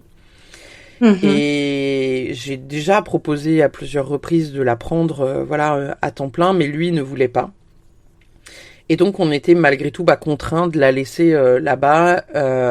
Et en fait, il était obligé de la retenir. C'est-à-dire qu'il était obligé de la serrer contre lui pour pas qu'elle te rejoigne. Pour pas qu'elle nous rejoigne. Et c'était un déchirement parce que en tant qu'hypersensible, moi je sortais de là avec les larmes aux yeux et puis tu pleures pendant presque une plombe à te dire mais qu'est-ce qui se passe en fait dans cette maison pour qu'il arrive ça. Et en fait on avait fait un rendez-vous, tu vois, chez une psychologue qui était spécialisée dans l'enfance et elle avait dit voilà, il y a rien en fait, c'est juste que elle préfère la douceur en fait de maman et puis elle préfère maman tout court. Donc à ce moment-là, tu dis bon, ok. Ouais. Et à ce moment-là, tu vois, parce que je me suis quand même posé la question de me dire est-ce que la découverte qu'on a fait en 2022 n'avait déjà pas un impact à ce moment-là? Et visiblement non.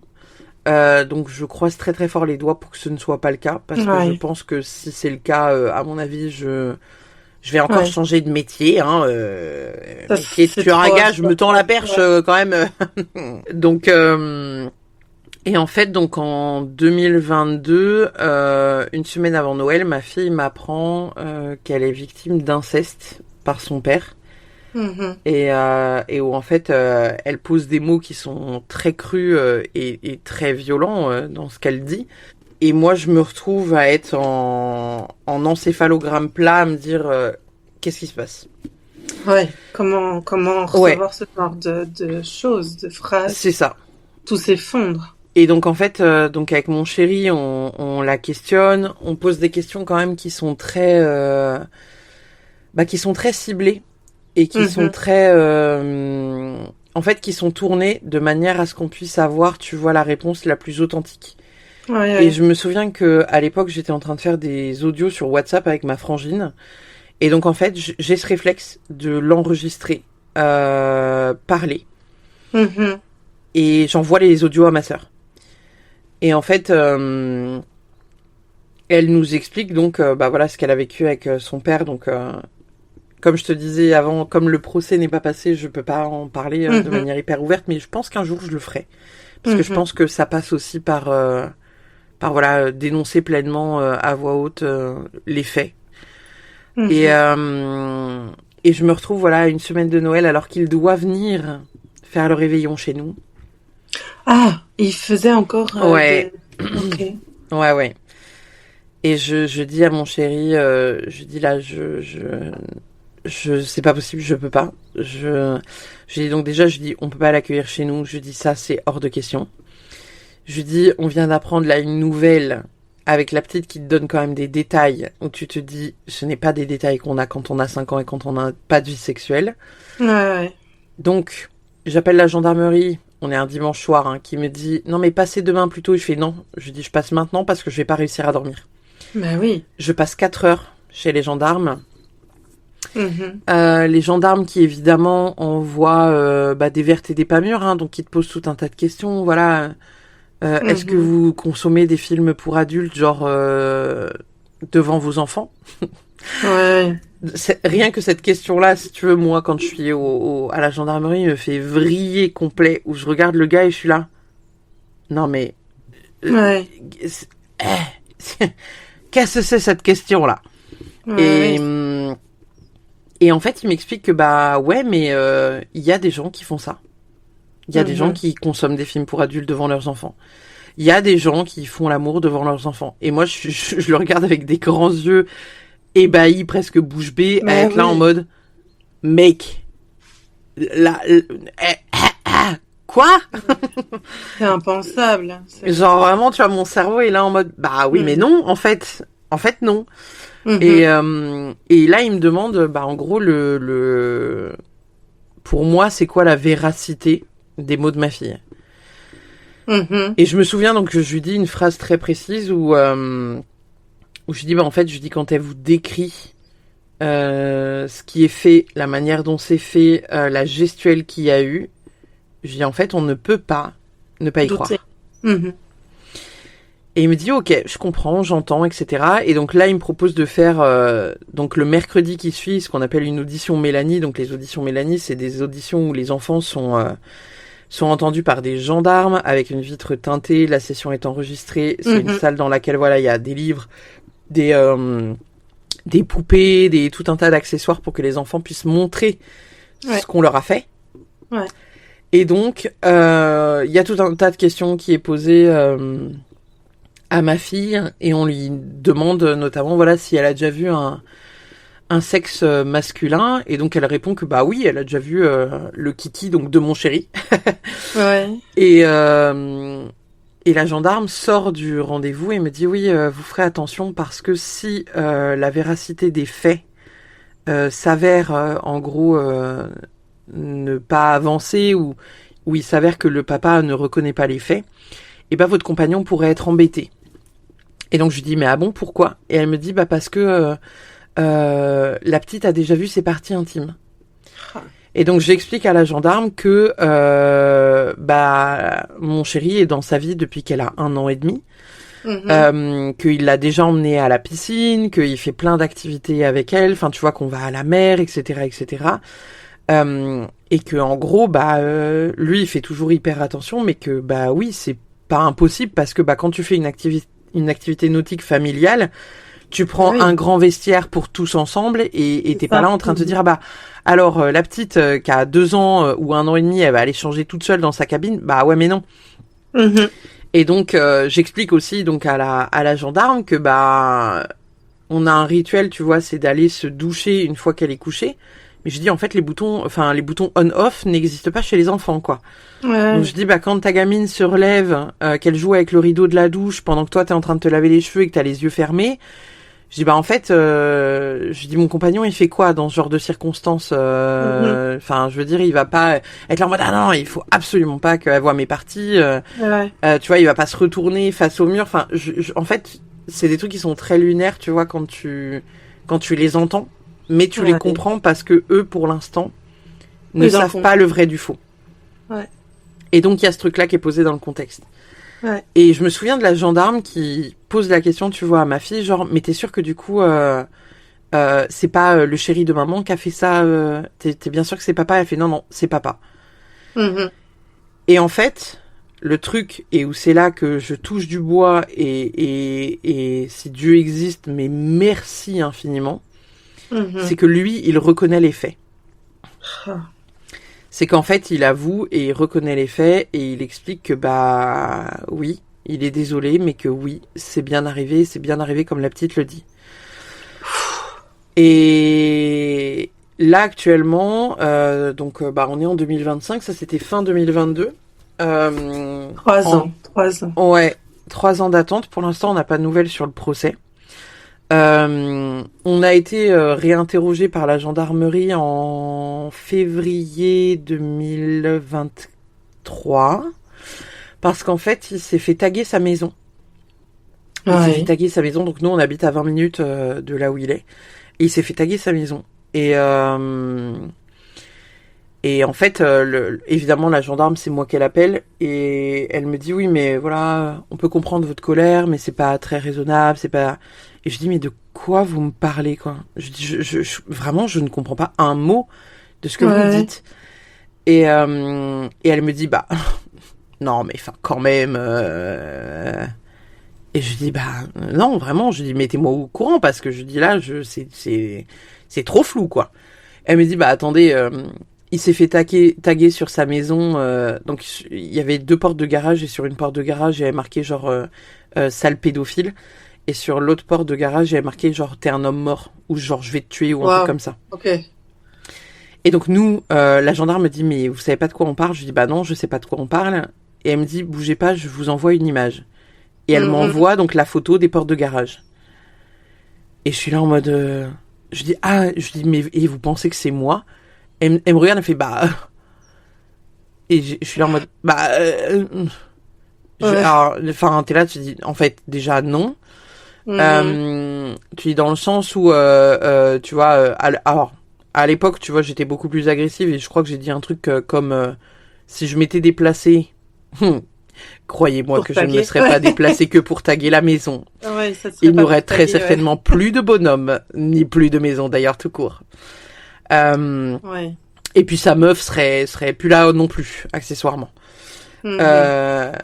Donc c'est des trucs où t'es là, donc t'apprends ce truc-là, tu découvres, parce que après j'ai été convoquée, tu vois, par les maîtresses de son ancienne école.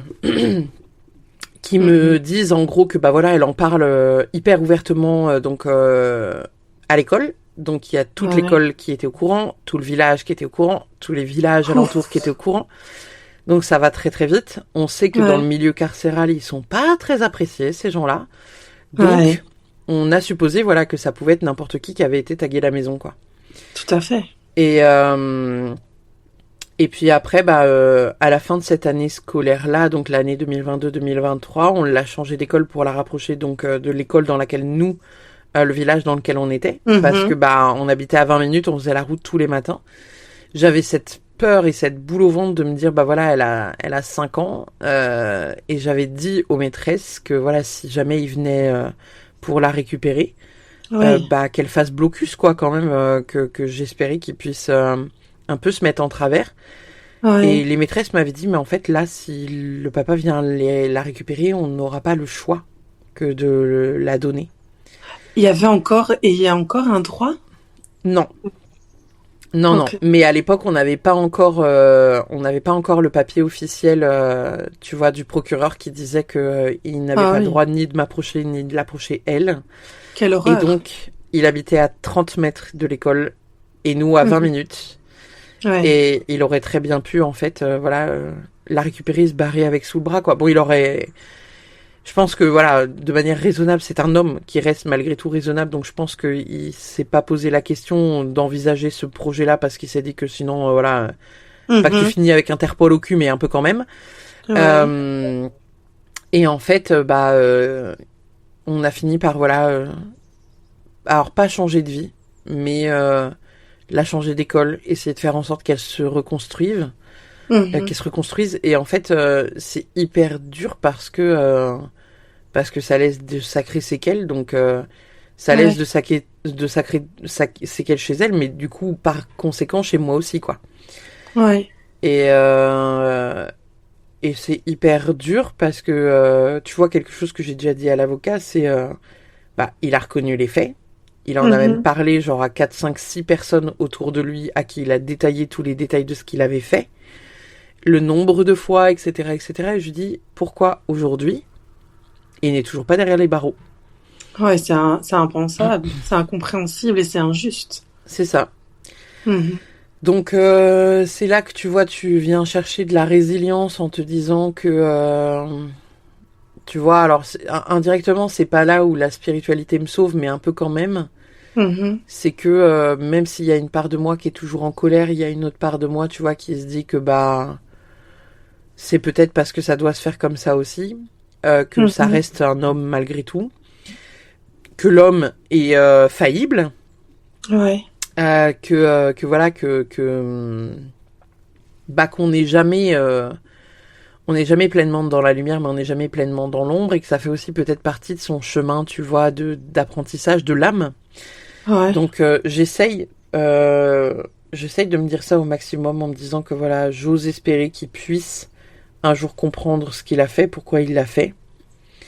Je lui souhaite pas forcément voilà de trucs graves, pas comme j'ai pu lui souhaiter en 2022, parce que vraiment en 2022 je lui souhaitais vraiment d'être renversé par un bus, tu vois, sort de ma vie quoi, vraiment à tout jamais. Ouais. Et ça a été et c'est toujours très long parce que j'ai bataillé. Là, on est divorcés que depuis mai dernier. Ouf. Donc 6 ans d'attente pour le divorce, ça a été très très long. Parce qu'il ne voulait pas ou Non, il voulait pas. Okay. Ouais, il pensait que mon chéri actuel c'était une passe et que j'allais revenir quoi. Malgré tout ce qu'il avait fait. Ouais. Donc ouais, c'est des trucs où ça semble lunaire. Là, tu vois, aujourd'hui, on arrive à se reconstruire. C'est pas forcément simple parce que chaque jour n'est pas... Il y a des jours qui sont forcément plus compliqués que d'autres, hein, quand tu vois les répercussions que ça a sur elle, quand tu vois les répercussions que ça a sur les liens qu'elle a avec ses copains et copines. Ça change des choses. Ouais, considérablement. J'ai été convoquée je sais pas combien de fois par l'école parce qu'elle demande aux petits copains, tu vois, de la toucher, de la caresser, tu vois, de lui faire telle ou telle chose. Donc toi, tu lui expliques qu'en fait, ton corps, c'est ton corps, mais que personne n'y a accès et surtout pas à leur âge, en fait. Ouais. Donc c'est des choses, tu vois, et pareil, parce qu'on a été suivi par énormément de psychologues, et je me souviens, il y a une psy qui m'a dit, mais voilà, dès qu'elle se touche, dès qu'elle se masturbe, demandez-lui si elle pense à son père. Et moi, dans ma tête, c'était impensable, tu vois, de lui demander ça, parce que je me disais, mais est-ce que vous vous rendez compte de l'impact que ça va avoir sur elle quand elle commencera à avoir une sexualité, que ce sera une jeune fille, une jeune femme, tu vois, une femme, dans le temps. Est-ce que à chaque fois, entre guillemets, tu vois, que tu fais l'amour ou que tu te masturbes, voilà, t'as cette phrase qui revient, tu penses à ton père? Je dis non, mais je dis là, l'horreur de la vie, quoi. Et donc, en fait, on a changé plein de fois de psychologue. J'ai même appelé des sexologues. Ouais. J'ai même appelé des sexologues en disant, voilà, j'ai besoin d'aide, en fait. Je me suis fait rembarrer par 3 sexologues qui m'ont dit, non, faut être majeur. Et il y en a une qui a pris un peu le temps de m'écouter parce que je lui ai dit j'ai un problème de sexualité avec une enfant de 6 ans. Et où en fait là elle a pris le temps de m'écouter parce qu'elle s'est dit attendez, elle a cru que c'était toi. Ouais, elle a cru que c'était moi qui avais un problème genre avec ma propre sexualité parce que j'étais attirée par des petits enfants quoi. C'est ça, ouais. Et du coup je lui ai dit non je dis voilà, je dis moi ma fille elle a été abusée etc. Et je dis là en fait je ne m'en sors pas enfin tu vois des trucs où quand ton gamin de 6-7 ans se masturbe avec tout ce qu'il trouve et qui fait ça voilà quasiment 30 fois par jour enfin c'est pas possible. Il y a une hypersexualisation. Ouais. Et le rapport à la sexualité qu'elle est censée découvrir maintenant a été complètement ouais. C'est ça. Ouais. Donc c'est des trucs où t'essayes de gérer ça comme tu peux. T'essayes de gérer ça, voilà, comme avec ce que t'as en fait, hein, tout simplement. Bah oui. Et puis même, c'est des trucs où d'un point de vue construction, enfin, tu vois, Bah oui. moi, elle m'a déjà dit, en gros, mais il y a qu'un seul de nous qui peut rester sur la planète Terre, c'est soit lui, soit moi. Donc s'il meurt pas, je m'en vais. Alors qu'elle avait 6 ans, quoi. C'est hyper dur à entendre pour une maman. Ouais, tout à fait. C'est hyper dur à entendre. Parce qu'on se dit, la détresse émotionnelle dans laquelle elle est, c'est juste pas C'est possible. Ça. Et donc, tu sais pas, oui. C'est tellement difficile de savoir comment l'aider. C'est ça. Et puis voilà, on appelle au psy, on a contacté des psychiatres qui estiment que, en gros, elle va pas suffisamment mal pour avoir une prise en charge. Donc on est entouré que par des psychologues. Inentendable. Je pense que les professionnels en fait ont extrêmement du mal à gérer cette problématique-là, notamment chez les enfants, parce que je pense qu'ils peuvent pas rentrer dans certains détails d'expliquer la sexualité, tu vois, ou des trucs comme ça, comme ils peuvent le faire avec l'adulte. Et en fait, je pense que c'est encore, alors pas forcément trop banalisé, mais je pense que là, on a une recrudescence d'enfants qui parlent et qui dénoncent. Et en fait, j'ai déjà entendu quelqu'un qui me disait, purée, mais c'est fou le nombre de gamins, là, en ce moment, qu'on découvre qu'ils ont été abusés, qu'ils sont abusés, etc., etc. Et en fait, tu dis, ouais, mais justement, c'est bien que la parole se délie, que les enfants osent dire, parce que moi, je me dis... Et encore, tu vois, je touche du bois, c'est que je me dis, elle a vécu quelque chose qui était grave, mais je me dis, elle aurait pu vivre encore pire. Et on a... C'est de relativiser. Ouais. Et c'est terrible, rien que de se dire ça, c'est terrible, tu vois. Mais je me dis, il y aurait pu avoir, tu vois, des actes de pénétration qui auraient pu venir la détruire encore plus que ce que aujourd'hui c'est déjà, tu vois, ce qui est déjà présent, quoi. Ouais. Donc c'est hyper rude, mais voilà, ça fait partie des choses que je dois gérer en plus du reste. Mais oui. Et qui est pas simple, quoi. Et toi, est-ce que tu y trouves du sens finalement? Est-ce que tu arrives à y trouver du sens à comment tu vis la résilience? Parce que je trouve ça impressionnant que tu aies fait ce chemin vis-à-vis de lui, de pas lui souhaiter le pire et avoir encore cette part d'homme alors que ta fille est en détresse ou a été en détresse. Comment je gère ça? Tu te relèves et comment tu gères, oui. Je pense que j'ai mis... en fait, quand elle m'a dit la nouvelle... J'en ai parlé sur Instagram, j'ai fait 2 posts là-dessus. C'est que j'ai fait une décorporation dans la nuit. Et en fait, je me suis vue... alors, c'était moi, mais c'était pas mon corps d'aujourd'hui. Okay. Et je sais en fait que quand j'ai ce genre de vision ou ce genre de rêve, je sais que c'est l'accès à une vie antérieure. Et je me suis vue en fait en femme nue dans les bois, vraiment recroquevillée sur moi. Il y avait du sang, tu vois, qui coulait de mon corps. Et je voyais 5 hommes s'éloigner au loin. Ouais. Et dans cette vision, pour moi, je rêvais. Et en fait, je ressens comme des secousses. Et mon chéri me secouait. Parce que j'étais... ma montre, tu sais, j'ai une montre cardio-fréquence-mètre. Et ma montre, en fait, affichait que mon rythme cardiaque était en train de chuter. D'accord. Je commençais à devenir blanche, j'avais les lèvres violettes, mon corps était en train de tomber en hypothermie. Donc, le truc hyper dark. Et en fait, j'étais en train de mourir, tout simplement. Donc, mon chéri me secoue, tu vois, pour essayer de faire repartir tout ça, etc., etc. Et je finis par me réveiller. J'ai extrêmement froid, donc je fais couler un bain. Et tu sais, genre, quand tu fais couler un bain, tu te dis, quand même, là, la température, c'est chaud, j'arrive à glisser un pied dedans, mais fouf, ça brûle tout mon corps tout entier. Hein. Bah là, en fait, l'eau chaude était au maximum de ce qu'elle pouvait être, et j'avais encore froid dans l'eau chaude. Je suis restée 4 heures dans le bain, à comater avec la tête sur le bord de la baignoire. Et donc ça, c'était la nuit qui a suivi l'annonce du coup de ma fille, donc le 18 décembre 2022. Et en sachant que bah voilà, je vous épargne la fête de Noël qui a suivi 5 jours après, quoi, parce que tu dis bah le 18 décembre, entre le 18 décembre et le 24, joyeux Noël.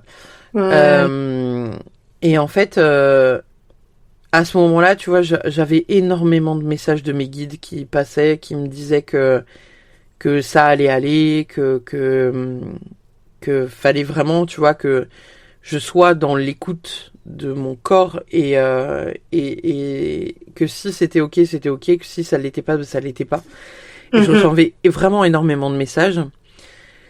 Et à ce moment-là, je pense que j'ai été pendant à peu près 3-4 mois dans une colère très très sombre, parce que c'était une colère, tu vois, qui était, je pense, tellement dark qu'elle aurait pu me faire emprisonner. Parce que quand t'as ce genre d'événement qui arrive, tu te projettes. Mais quand je dis tu te projettes, c'est je me projetais dans tous les scénarios possibles et inimaginables pour que ils puissent pas revoir la lumière du jour. Je vois bien. Et c'est terrible parce que tu te dis bah quelque part en fait à ce moment-là tu fais pas la part des choses, tu te dis juste voilà. C'est un immense, on mettra pas un gros mot, mais j'ai un gros mot qui est très violent qui vient derrière. Et en fait, t'as juste envie de faire tout un tas de scénarios, plus ou moins catastrophiques et plus ou moins gore, tu vois. Tu penses même à des trucs un peu plus... Tu sais, moi qui ai été fleuriste, je connais certaines plantes. J'en ai une d'ailleurs très très bien qui pousse dans mon jardin. Ni vu ni connu. Un peu de tisane, et puis bim bam boum, tu fais un arrêt cardiaque. Donc t'as tous ces scénarios-là un peu trash qui te passent par la tête. Et en fait, je décide à ce moment-là de faire partie du cercle des louves, qui est un cercle de femmes dans lequel on parle de parentalité, de difficultés rencontrées dans notre parentalité, etc., etc. Et dans ce cercle, je rencontre une maman qui a vécu des choses similaires avec son enfant qui a exactement le même âge que ma fille.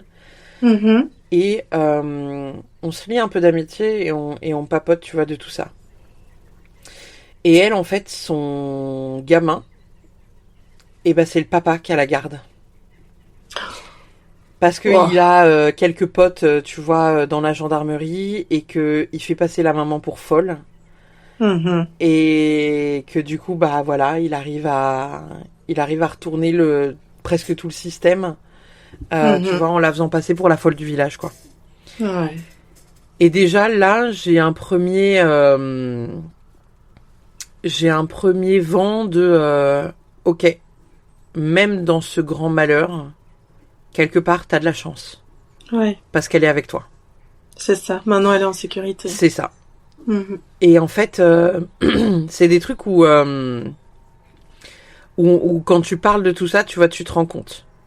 Et puis, tu vois, moi, ma fille, dans ce qu'elle avait déclaré, il a fait ça tel jour, et c'était l'unique fois où il l'a fait.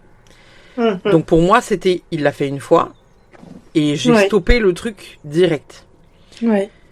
T'apprends au fur et à mesure des mois parce que, entre-temps, il avait été incarcéré pendant 8 mois. Et puis il a été libéré parce qu'ils ont estimé que il n'était pas dangereux ni pour lui ni pour les autres.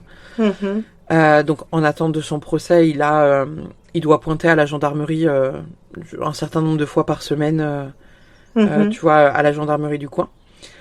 Et en fait, c'est tout ce truc-là, tu vois, où tu te dis, ok, quand tu reçois un papier du tribunal, quand tu reçois un papier de ton avocat, mon corps rentre dans une espèce de transe où tout mon corps se met à vibrer et tremble, et du coup c'est mon chéri qui ouvre les courriers, et en fonction de ce qu'il y a dedans, il me tient au courant ou pas. Mhm. Pour pas m'impacter, tu vois, psychologiquement. Et ça a Ouais. été ça pendant quasiment, je dirais, 6 mois, 1 an. Mhm. Parce que bah là, la moindre phrase, Ouais. tu vois un peu, voilà. Parce que même à un moment Mhm. donné, en fait, comme on l'interroge pendant qu'il est incarcéré, donc il est entendu par un psychologue et par une psychiatre, et puis il dit, il dit la phrase en gros que sa compagne actuelle est bien plus tolérante parce que moi je n'aurais jamais accepté de rester avec un homme comme ça. Donc en gros bah il l'aime d'amour parce qu'elle est tolérante et que moi je l'ai jamais été. Ouais. Et en fait ça c'est le genre de phrase tu vois qui moi ne m'impacte pas parce que Mhm. je connais ma valeur. Ouais. Mais quand t'es dans un tourbillon comme ça tu vois Ah oui, tout à de fait. douleur, c'est le genre de phrase qui pouvait me faire vriller complet. Ouais. Et où là, en fait, tu vois ce que je te disais tout à l'heure, volcan, juste à côté d'une usine de plutonium, et ben on y est. Ouais. C'est le genre de truc où tu te dis, le gars n'arrive même pas à voir à quel point sa meuf est aveugle de la situation. Mhm. Parce que même elle, tu vois, dans ses déclarations, en gros, elle dit oh, est-ce que c'est si grave? C'est un papa qui aime sa fille, quoi. Oui, d'accord, ok. Donc Mhm. il y a un déni, tu vois, de la part de la nana qui est Ouais. quand même incommensurable Ouais, et complètement où en fait aveuglé. toi tu Mhm. vois tu passes pour la méchante parce que oh bah t'as pas toléré que le papa il touche ta Ouais. fille. Ouais. Bah ouais bah en fait non. Donc Ouais. tu vois et ce genre de Oui, truc ça elle est ravivait. ah bah oh, alors là Ouais. envie de changer Ouais. de métier, tu ragages très bien, très très bien comme métier ça. Formidable, on en manque beaucoup dans le pays d'ailleurs hein, donc on va Ça peut-être s'y paye mettre. bien. Mais et en fait, tu vois, ça a commencé à. En fait, je pense que parce que mon chéri faisait un peu voilà Le il était clairement garde-fou. mon ouais, c'était mon garde-fou et c'était mon pare-buffle. Et il Ouais. y a plein de fois où tu vois, dans le lit, je lui ai dit, je vais y aller, je vais le démonter, mais comme jamais j'ai démonté Mhm. quelqu'un. Et il m'a dit, tu restes là parce que ta fille a Mhm. besoin de toi et que la prison, c'est non. Ouais. Et en fait, tu C'est vois, un bon mantra, ça. mais non, mais, et en fait, tu vois, c'est fou comment, indirectement, par ses mots, par sa douceur, par son amour, juste, il a pu me préserver, tu vois, d'un truc hyper Ouais. lourd, où je me dis, oh, si je me laisse emporter par la terreur, alors là, je vais tout péter. Mais tout Mais péter. il a été un pilier Ah, de ouf. impressionnant et Ouais. il t'a aidé à rester. Bah, dans la Voilà. lumière. Ouais. Oui, c'est bien. C'est un peu ce que je lui dis, hein, c'est que si clairement et je lui ai dit, hein, je lui ai dit, en fait, je fais partie de ces gens, tu sais, qui savent à quel point l'ombre est grande. Et Mhm. j'ai une fois une amie chamane qui m'a dit, mais tu sais, plus l'ombre est grande, plus la lumière l'est aussi. Et je lui ai dit, Mhm. putain, je lui ai dit, si tu savais si je laissais ma part d'ombre aux commandes, là, ce qui pourrait arriver. Je dis, Ouais. oh là là, mais je crois que Mhm. tu finis, t'es comme Dexter. Hein. Ouais. Et pourtant, tu vois, je suis pas capable de tuer une bestiole. Mais j'avais des Oui. scénarios qui me passaient par la tête quand même, ou qui sont hyper trash, quoi. Mais là, c'est Et la chair de ta chair. ouais, c'est ça. Mhm. Et c'est des trucs où au fur et à mesure, tu vois, des mois, j'arrive, tu vois, à déconstruire ce truc-là. Mhm. Bah non, en fait, je vais pas le buter parce que bah comme ça, il vivra avec ça, tu Ouais. vois, et puis peut-être qu'il va se prendre 20 ans, donc bah il va Ouais. se prendre 20 ans avec ses colocs, tu vois, de Ouais. prison, donc il sera bien là-bas. Mhm. Et puis au fur et à mesure, tu descends, tu vois, ta haine descend. Tu te dis, ok, c'est un humain qui a Mhm. cédé à ses pulsions, la pulsion est dégueulasse, je ne pardonne pas l'acte, mais Mhm. tu comprends que l'humain est humain. Ouais. Et au fur et à mesure, tu vois, j'ai déconstruit tout ça. Donc, là, tu vois, en 2025, j'ai encore de la colère, mais elle est Ouais. plus, on va dire, elle est plus invasive Mhm. au point que je puisse vriller. Ouais. Euh, Après, je sais pas, tu vois, ce que donnera le procès, je sais pas ce qu'il dira, je sais pas comment il s'en sortira. Je dis pas que j'aurais pas envie de lui foutre la tête dans le bureau devant les juges et les avocats, parce que on sait jamais, en fait, dans ce genre de stratégie, ce qui peut se passer.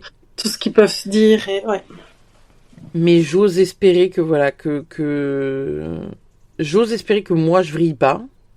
Et que je reste dans cette forme de résilience à me dire que, même si, par exemple, demain, il prend que 4 mois de prison, et que ce sera juste, quelque part, c'est que son âme devait juste faire 4 mois de prison. Même si une autre part de moi se dira que, non, c'est pas juste, en fait, 4 mois, c'est trop peu. Et surtout que tu te dis, il a reconnu les faits. Oui. Donc, encore une fois... On discute pas de la culpabilité. Voilà. Tu vois, il y a pas de truc à dire, ouais, mais s'il était innocent et truc et machin, c'est qu'effectivement, il n'y a pas de culpabilité. Ouais.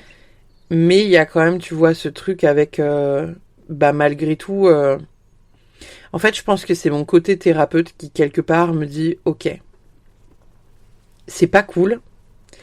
C'est pas cool, parce que ça, c'est pareil, hein, tu vois, on n'en parle pas, mais quand ta fille t'apprend ça, tu souhaites tellement que ce soit arrivé sur un autre enfant que le tien. Et c'est hyper égoïste, tu vois, de se dire ça. Mais on passe tout, en fait, par ce truc-là, de se dire, putain, j'aurais tellement aimé qu'il soit dénoncé, mais parce qu'il a fait ça à un autre enfant, mais pas la mienne. Bah oui. Et c'est une pensée qui est normale, en fait, parce qu'on est dans la souffrance, et alors que en fait non, c'est ni juste ni pour ton enfant ni pour un autre gamin, en fait. Non. Mais cette souffrance-là est abyssale, et quand elle t'arrive, tu veux t'en extraire à tout prix. C'est ça. Et du coup, tu t'as même plus, je pense, la notion de ce qui est juste ou ce qui ne l'est pas. Tu veux juste la vengeance et la douleur pour la personne. Donc, indirectement, voilà, la spiritualité et le fait de travailler sur ces croyances du il doit payer. En fait, je pars du principe que dans tous les cas, il paiera. Je dis toujours à l'eau, par contre, s'il peut payer dans cette vie et pas dans la vie suivante, je dis ça m'arrangerait quand même vachement bien, parce qu'il faut quand même un petit peu que ce soit réglo, hein. Je suis d'accord. Et voilà, tu vois. Hein, quand même. Mais après, tu vois, il y a aussi ce côté où finalement, j'essaye de déconstruire aussi le fait que si ça ne se paye pas dans cette vie-là, et quand bien même je me dis, s'il a fait ça, c'est peut-être qu'il y a un truc qui, lui, dans son enfance, n'a pas tourné rond non plus. Donc il y a une partie de moi, tu vois, il y a la Pauline thérapeute qui se dit, ok, j'espère qu'il arrivera à déconstruire. J'espère qu'il comprendra. J'espère qu'il arrivera à mettre des mots sur sa vie, sur son enfance, sur ce qu'il a pu lui vivre aussi. J'espère qu'il arrivera à se pardonner lui-même. Parce que, tu vois, au départ, j'étais beaucoup dans le j'espère qu'il me pardonnera d'avoir porté plainte. Ouais, au début, Et quand tu sais que derrière, il s'est dénoncé lui-même en se rendant, tu vois, au commissariat en disant, voilà, j'ai fait ça. Qu'il a tenu plusieurs de ses potes au courant en disant, voilà, j'ai fait ça, c'est pas réglo. Tu dis indirectement, c'est pas que c'était la plus belle preuve d'amour qu'il pouvait me faire, tu vois, pour clôturer nos 10 ans de vie. Mais un peu comme ça, tu vois. Il y a un peu de cette idée-là quand même, de se dire, putain, si tu me respectes suffisamment, si tu respectes suffisamment ta fille, tes engagements, l'homme que tu es, juste responsabilise-toi, porte tes balls là, et vas-y. Et c'est ce qu'il a fait. Et ça, tu vois, je suis reconnaissante de ça, et je pense aussi que c'est pour ça que j'ai pu indirectement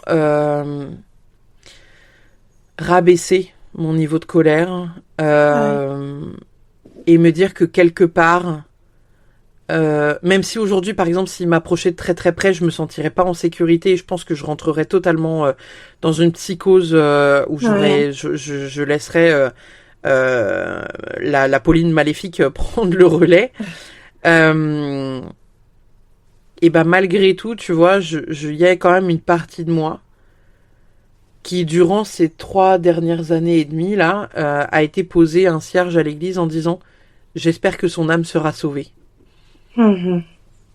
Donc il y a quand même ce truc, tu vois, où je sais que quand on vient sur Terre, il y a un apprentissage, Mhm. qu'on est là pour apprendre quelque chose, qu'on apprend dans la douleur, hein, sur la planète Terre, on va dire, c'est le concept.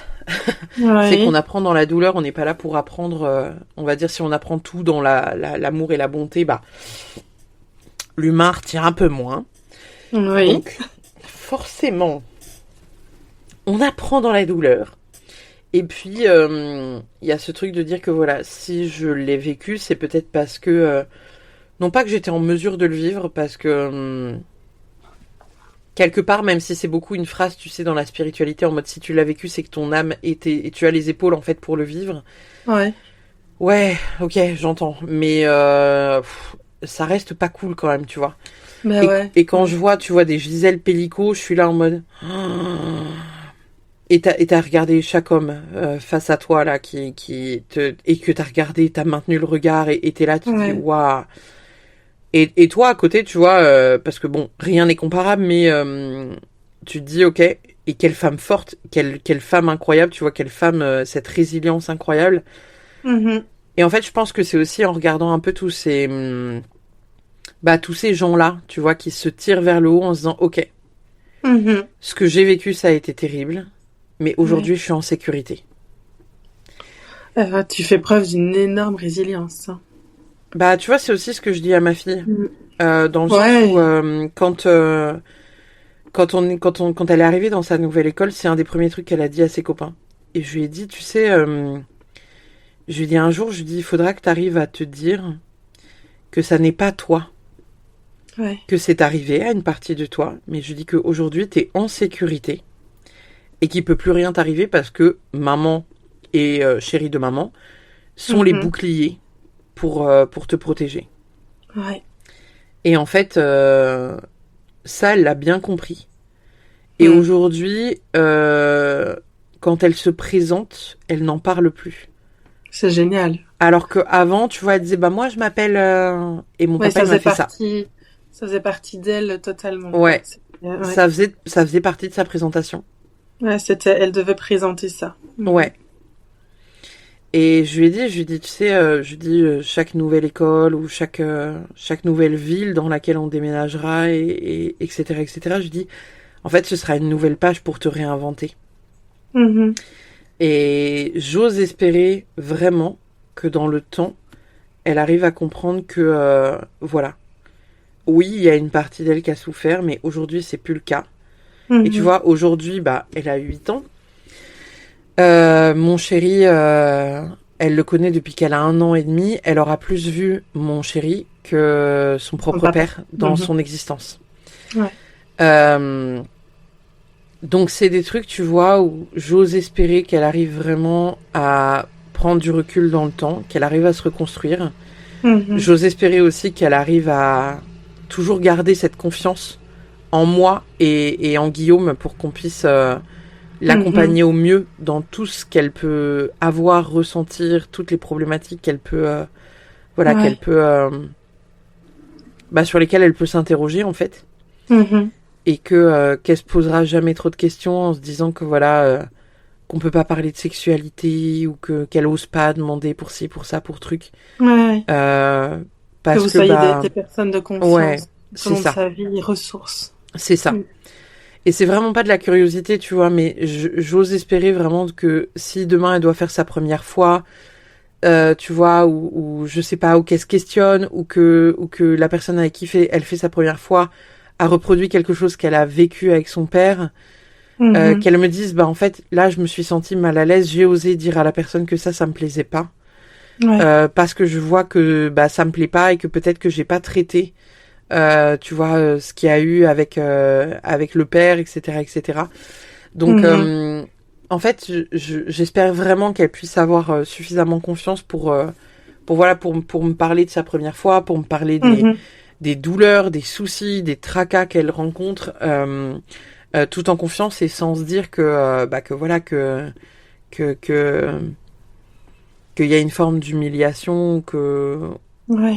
ou autre, parce qu'elle est gênée, parce qu'elle a honte, parce que c'est sale, parce que c'est aussi des Mhm. choses qu'elle a entendues, tu vois, par certains psychologues et même certains enseignants. Ah, faut pas parler, c'est sale. Bah, techniquement, non, le sexe, c'est pas sale. C'est ce qu'on en fait qui peut le devenir. Tout à fait. Tout comme le corps, tu vois. C'est ce que je disais à la gendarme, là, quand elle a dit, ouais, faites attention parce qu'avec votre compagnon, vous pourriez avoir des soucis pour exhibitionnisme. Je dis, mais en fait, je dis, le corps, on est nu. Quand on sort du ventre de notre mère, on est à poil, en fait. Donc, quand on est nu. Donc techniquement, la nudité n'a rien, tu vois, de dégueulasse, ou de dégradant ou de mal. Mais c'est la sexualisation qu'on en fait qui fait que ça peut devenir sale en fait. Ouais. Durant l'enregistrement, nous n'avons pas eu le temps d'aborder le portrait chinois spécial Deep Bloom. Alors je lui ai demandé de répondre aux questions par elle-même et je vous le mets juste à la suite de ce message. Si la résilience était une couleur, laquelle serait-elle et pourquoi ? Je pense que si la résilience était une couleur, je la verrais rose pâle. Parce que je trouve que le rose pâle, c'est quand même assez doux. Ça me fait beaucoup penser à une douceur enveloppante. Mais ce serait un rose pâle, tu sais, genre peut-être avec des petits pigments de blanc ou quelque chose de très doux. Parce que pour moi, quand t'es dans la résilience, t'es vraiment dans quelque chose où t'es en paix. Et si la paix devait avoir une couleur, bah, elle serait peut-être un peu rose poudrée, avec des petites touches de blanc. Si ton parcours était une fleur, quelle serait-elle ? Alors, si mon parcours était une fleur, je pense que ce serait ma fleur préférée. Je pense que ce serait une hellebore. C'est pas une fleur qui est très connue. On n'a pas énormément de couleurs par rapport à cette fleur. Et c'est une fleur qui pousse l'hiver. Donc en fait, je pense que ce serait une hellebore qui serait pourpre. Et c'est une fleur qui pousse exclusivement l'hiver. Donc à mon avis, ce serait celle que je choisirais parce que c'est ce qui représente le plus mon parcours. C'est-à-dire que j'arrive toujours à pousser. Même, on va dire, sous la neige et dans la galère. Si tu devais associer la force intérieure à un élément de la nature, lequel serait-ce ? Je pense que je suis un typhon ou un ouragan. Tu sais, un truc léger, quoi. Genre vraiment... Le truc qui est à la fois... En fait, on voit souvent ces événements-là comme quelque chose de négatif parce qu'on se dit, genre, ça détruit tout sur son passage, mais ça fait pas que ça. Parce que ça emporte tout. T'as la sensation que c'est destructeur, mais pour moi, c'est aussi un beau renouveau. Donc en fait, je pense que y a beaucoup de choses qui sont drivées indirectement par ma colère. Et c'est souvent quand je suis en colère que je fais pas les meilleures choses, mais c'est souvent là que je suis le plus efficace. Parce que au lieu de diriger ma colère contre quelqu'un, je dirige la colère contre... dans la valeur de la productivité. Donc, je pense que je serais genre un typhon. Ou un ouragan. Un truc du genre, quoi, qui a l'air sympathique. Si tu étais une saison aujourd'hui, après tout ce cheminement, laquelle serais-tu ? Je pense que je serais toujours le printemps. J'ai longtemps été quelqu'un qui adorait l'automne et l'hiver. Je pense qu'aujourd'hui, j'ai plus envie d'être dans cette phase d'hiver et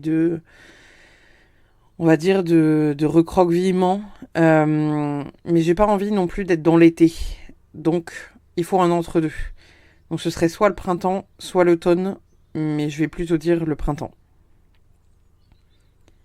Si tu devais parler à la Pauline d'avant ce point de bascule, que lui dirais-tu ?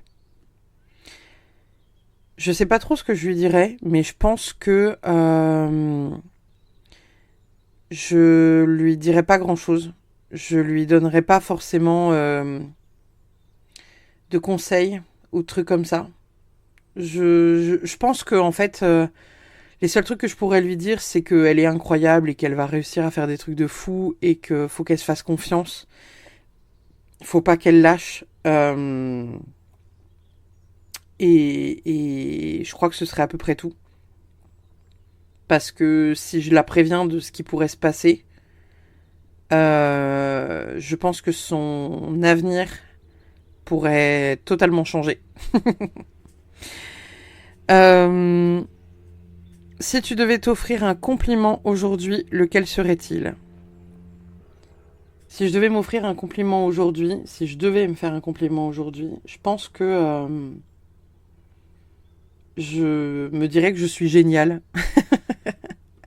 Je dis ça de manière totalement humble, mais en fait, je me dirais que je suis géniale et que j'ai besoin de personne et surtout pas d'être, comment dire,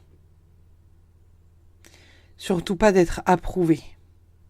Parce que j'ai longtemps cherché plus jeune à être approuvée de tous, mais avec le recul, je me rends compte que quand t'es approuvée de tous, t'es surtout approuvée de personne, que personne a approuvé qui tu es et que personne a à mesurer ta valeur, si ce n'est toi.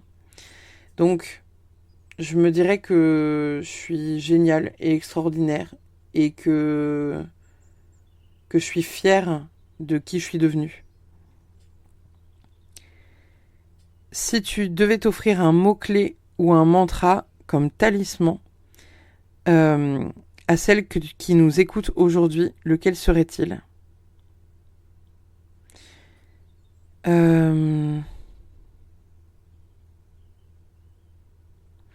Je pense que ce serait en lien avec la douceur.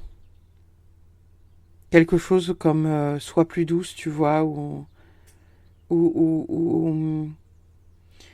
sois plus douce et tout ira mieux, ou sois plus douce et tout ira bien. Quelque chose du genre où en fait je me rends compte que je suis pas forcément toujours douce avec moi-même et où je manque parfois de douceur de moi à moi-même.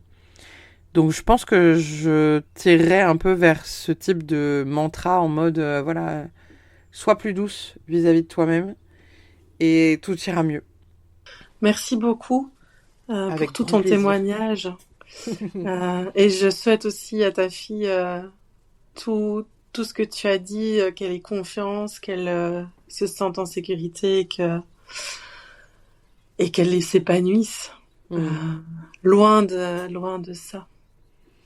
Ouais, bah c'est des trucs, on va se le souhaiter très très fort. Et de toute façon, c'est le genre de truc où moi je le souhaite vraiment à tous les enfants en fait qui ont pu vivre des choses similaires, de parler, de pas s'enfermer et d'essayer tant bien que mal de ne pas se détruire. Ouais, tellement important. Merci beaucoup. Merci à toi. Merci d'avoir écouté ce podcast. Aujourd'hui, Pauline nous a offert un témoignage, une transmission. Celle d'une femme qui a traversé la douleur, l'injustice, l'indicible et qui a choisi malgré tout de continuer à aimer, à créer et à vivre. Dans le tumulte des émotions que cet épisode peut éveiller, je t'invite, toi, qui écoutes, à respirer un instant. Honore ton propre chemin, ton propre rythme. La résilience n'est pas un idéal, c'est un mouvement, celui de la vie qui, même fêlée, cherche toujours à refleurir. Si cet épisode t'a touché, aide ce message à voyager. Partage-le à une personne qui en aurait besoin. Abonne-toi au podcast Deep Bloom sur Spotify, Deezer, Apple Podcasts, YouTube. Et laisse un mot, un commentaire, un cœur. C'est ta manière de soutenir ces voix qui osent se relever. Ces récits qui nous rappellent que la beauté peut naître de nos fêlures. À bientôt.